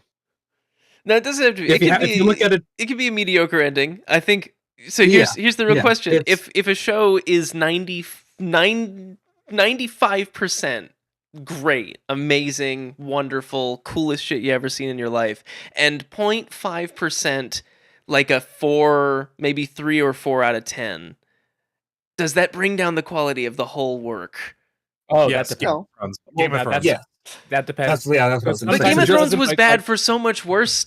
Like Game of Thrones was bad for 8 consecutive episodes. This show was only mediocre for like 2 and a movie. Which was about 8 consecutive episodes. But also Game of Thrones started to fall off after So like season even- 5, so if you when you look at a show in its entirety, you have to consider everything. yes. And even if it's just one episode, one episode being bad does technically bring down the entire show if it compared if it just didn't exist. Yeah. I mean, endings maybe are not as much paramount. as if it was an entire half of the show. But yeah, he's right. Especially if it's a finale or conclusion for something important like that, it has more weight than just random through episode number 246. Yeah. Hmm. Endings are paramount. They are vital in storytelling. Like as a wannabe writer myself, like I always try to have the ending in mind Yeah. before I write Yeah. any sort of work of fiction. Well, I And guess the fact here- that so many manga artists don't do that because they write really successful action series is a travesty, right? Look at My Hero Academia's ending. Oh my Oh, god! don't get me fucking. Oh, Oh my god! Don't get me started. Okay, Jesus can we Christ. do The the next time we're here? Oh The next my time we're God, here, fuck can we away. No, can we terrible. please That guy. address the the facts? shonen trend. Shoot her! Shoot It is the her! shonen trend to have shitty endings to otherwise amazing series. So I'd like for that not to be the case and the industry standard going into the future. Thank you, Yeah, Colin. no, I'm sorry I- you set off a bomb when you said the phrase "My Hero Academia." Oh, don't get me fucking started, man. I've heard how dog shit the ending is, and that seems to happen all the time with these shonen that series. fucking smelly ass show, man. Don't even get me started, bro. I'm Oh so my mad. god, man. The first season, it's the first season or 2 of that show was legit fire. And like, you say run was one of the was Yeah. like rad as fuck, and then it True. just dipped. It just started sliding. But also, I just slid and slid, and then it just the ending completely. like, dog shit. You can say it. The, It's dog the shit. writer would Put the, get bullied. put the burger in the bag, Deku. The writer would get bullied on Twitter for like not getting 2 characters of ship or some shit. Oh Well, my god. I think so. So Tim, Sorry. did you? I have two more thingable points. Is I guess like the point of an ending versus just a bad episode is somewhere in the middle. You can take two. I mean, it's slightly. It's not anime, but if you compare how the bad episodes are viewed for like The Office US versus like How I Met Your Mother, like The Office US had a few rough the episodes in the middle, but no one really said I hated the ending, as far as I'm aware. Mhm. Whereas with How I Met Your Mother, that was more, the show was good until the ending was a bit weird. So much so to the point that they re-released a retcon ending in later sets. So, and that's kind of what you feel at the end. Like people are like, yeah, I love the show, just don't watch the last bit. Whereas with The Office, it's like skip an episode or 2, but it's still really good, if you know what I mean. Mhm. Fair. So, Yeah, that's fair. I guess having a Uh, satisfying conclusion to your human brain makes you feel as though it was worth investing the time in to begin with. Yeah. Endings are Yeah. paramount. Endings matter, but I don't think they bring down the quality overall of the work so much that you can't appreciate it. And I think you would agree with that. I'm No, not I saying think- you don't agree with that. Yeah, well, sorry. I just want to explain. I was viewing them more as like a purely statistical, like no emotional reaction. Like 10, it brings down the average, but it doesn't mean you can't. It still can't be good, or you Yeah. still can't enjoy it. You still can. If we're using a But number scale purely from here, a scientific perspective. yeah, it number does scale tend to have an here effect. that I've said roughly for my opinions are like seasons 1 through 3 are like a mixed spectrum, like 9 to 10, depending on the episode or whatever. But like season 4 overall brings that average down to like an 8.5 because I'd view like season 4 as like kind Yeah. of like a 7 or a 6. But overall, 8.5 is a fucking great number for Yeah. a show overall. You know. No, I'd agree with that. Like, I was actually going to give those exact numbers. Like the first 3 seasons are 9 to 10 out of 10, and then the last one just brings the average down to about an 8.5 or an 8. Still a really good show, but that ending is rough. Depending on who you are, because it is possible, I hope, to be a sane person and still love it. Yeah. Well, yeah, I'm not saying it would take an insane person to love it. I just personally, I think the writing tropes that they tried to execute poorly ended up falling through in the last season. There are some inexcusable bits, but I think each of those scenes, almost in isolation, work better by themselves than a lot of the time. Oh yeah, that was one of the first things I seasons. said. Was that if Attack on Titan season 4, like the whole thing, was just a sequel series to the you first cut show? out. Oh, Skip sorry, sorry, I was too far away from my microphone. Repeat what you said. Yeah, I've been saying for quite a while that if Attack on Titan final season, like 4 through the end of the movie, was just its own 2-season show called like Attack on Titan, the Marley story or whatever, the whole thing would have been taken much better by the audience because the first series would have ended in a satisfying spot. The second series would have been about different characters doing different things, and it still would have ended really well for that series. Yeah, like it's about maybe they make the protagonist outright Gabby. Yeah, or whatever that kid's name was. Yeah, like yeah. just make her the protagonist of the following 2 Oh my seasons. god! And then it would like have been, it would have become actually good Boruto. I know. Oh I my was God. about to Yeah, say yeah, that. This yo, is like actually. this is like if Attack on Titan had Attack on Titan Shippuden as a sequel series about the war Yeah. between Eldia and Marley. Yeah, no, I wholeheartedly agree with that. Well, But you know what show didn't have a bad ending? Mob Psycho 100, baby. Yeah, true, Yeah. real. What a good Shout out to show. Mob, Shout out to Mob, my king, my hero. glorious king with the bowl My cut. hero, my hero. I'm about to stream my entire my anime list. I feel like every other series that I've rated as a favorite has like a good ending, or at least like a satisfactory ending. I mean, No. if it's that important to you as an audience member, then yeah, it's one of the main reasons I recommend Scrubs, the sitcom, to people Oh, is because it has one of the best endings of any sitcom to ever release. It's basically perfect. let's forget that there was a series after that ending. Oh yeah, no, there's no season 9. That's fake. It's not real. Mhm. But yeah, There's no season 9 in Bossing Say. right. Well, thank you everybody for showing up. Thank you all for voicing opinions. I know it's not easy to remain civil while sharing opinions from such varying perspectives. I think we do a pretty good job of listening to each other in a kind way, which is why I like Man, doing stuff fuck like you, this. Skip. Oh, Vernier, why? I deserve Make him that. smooth. You can remove Make him my smooth. 10%. Drink this Yeah, bitch. you can resize me. That's Yeah, okay. there Wait, he pause. goes. No. Oh, he's so small. Pause. Anyway. Oh, so tiny. So thank you all for participating today. This was really fun. I want to do more of these in the future. We need to pick topics that we all are equally passionate about. So this was a great one. We were all well versed in the topics of niche internet content and anime. All right. Next time we can talk about. Well, next time will be a Swag Academy recording, right? Oh, true. Ooh, Yes. Yeah. Since we're all Gorilla here. versus Grizzly Bear incoming. My God, Bear Dude. versus Grizzly. It's finally happening. Pretty good It's one. it's Oh, is that what's finally happening? here. I'm so down. It's on the way, boys. I could totally. Yeah, join so on that as I was, well. so I was, down. yeah. What was the verdict, Tim? Was guilty or not guilty? You said they tried their best. It wasn't great. So is that death or what? Is this like a manslaughter kind Yeah. of charge? So I guess we'll put it this way: if we were on trial for first degree murder for like deliberately making a bad ending, I would say it's second degree, in the sense that they tried, but it's not very good, and they haven't done a whole lot to fix it.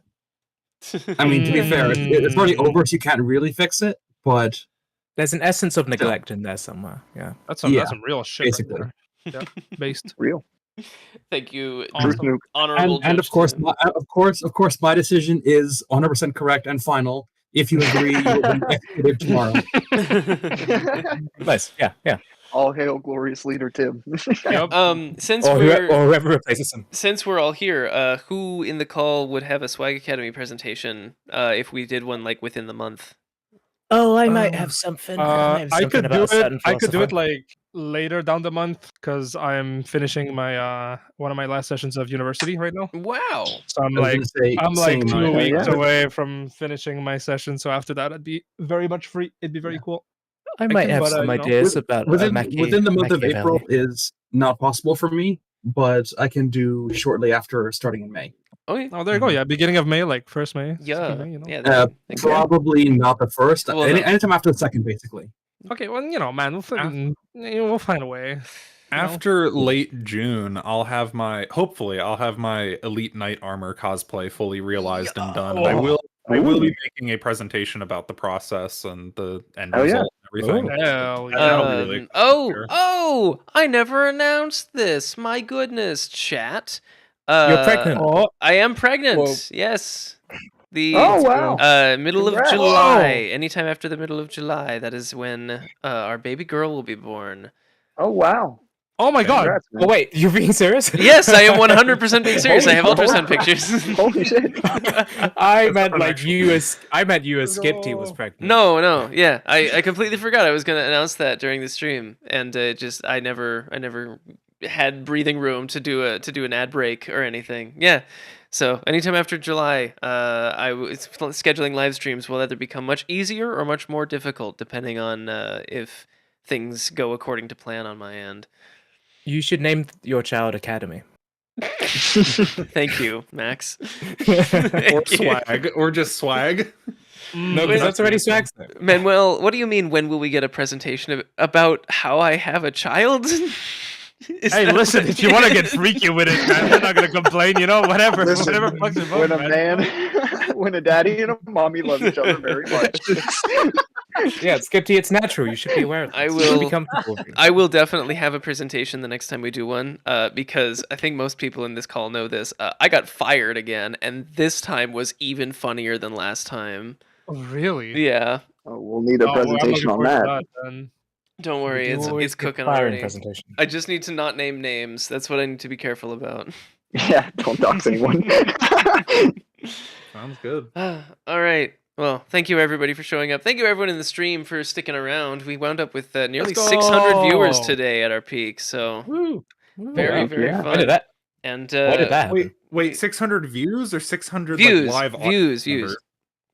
Okay, I Oh, thought we yeah, had yeah, 600 views. No, not that think much it- this time. I think it was like 50 was the highest. I mean, this is kind of I impromptu. think I as saw well. it crack So, 60. Yeah. Yeah, I could be wrong. so- I had a I whole mean, lot of fun. imagine in a room full of Yeah, 60 thank y'all for being I here, know. talking about Attack on Titan. Hey, man, Yeah, that's watching us talk about nerd shit. Yeah, Yeah, I enjoyed Yeah, this. I'm quite a bit. excited. All right, Excited for future ones. we will see y'all next time. Oh my Awesome. god,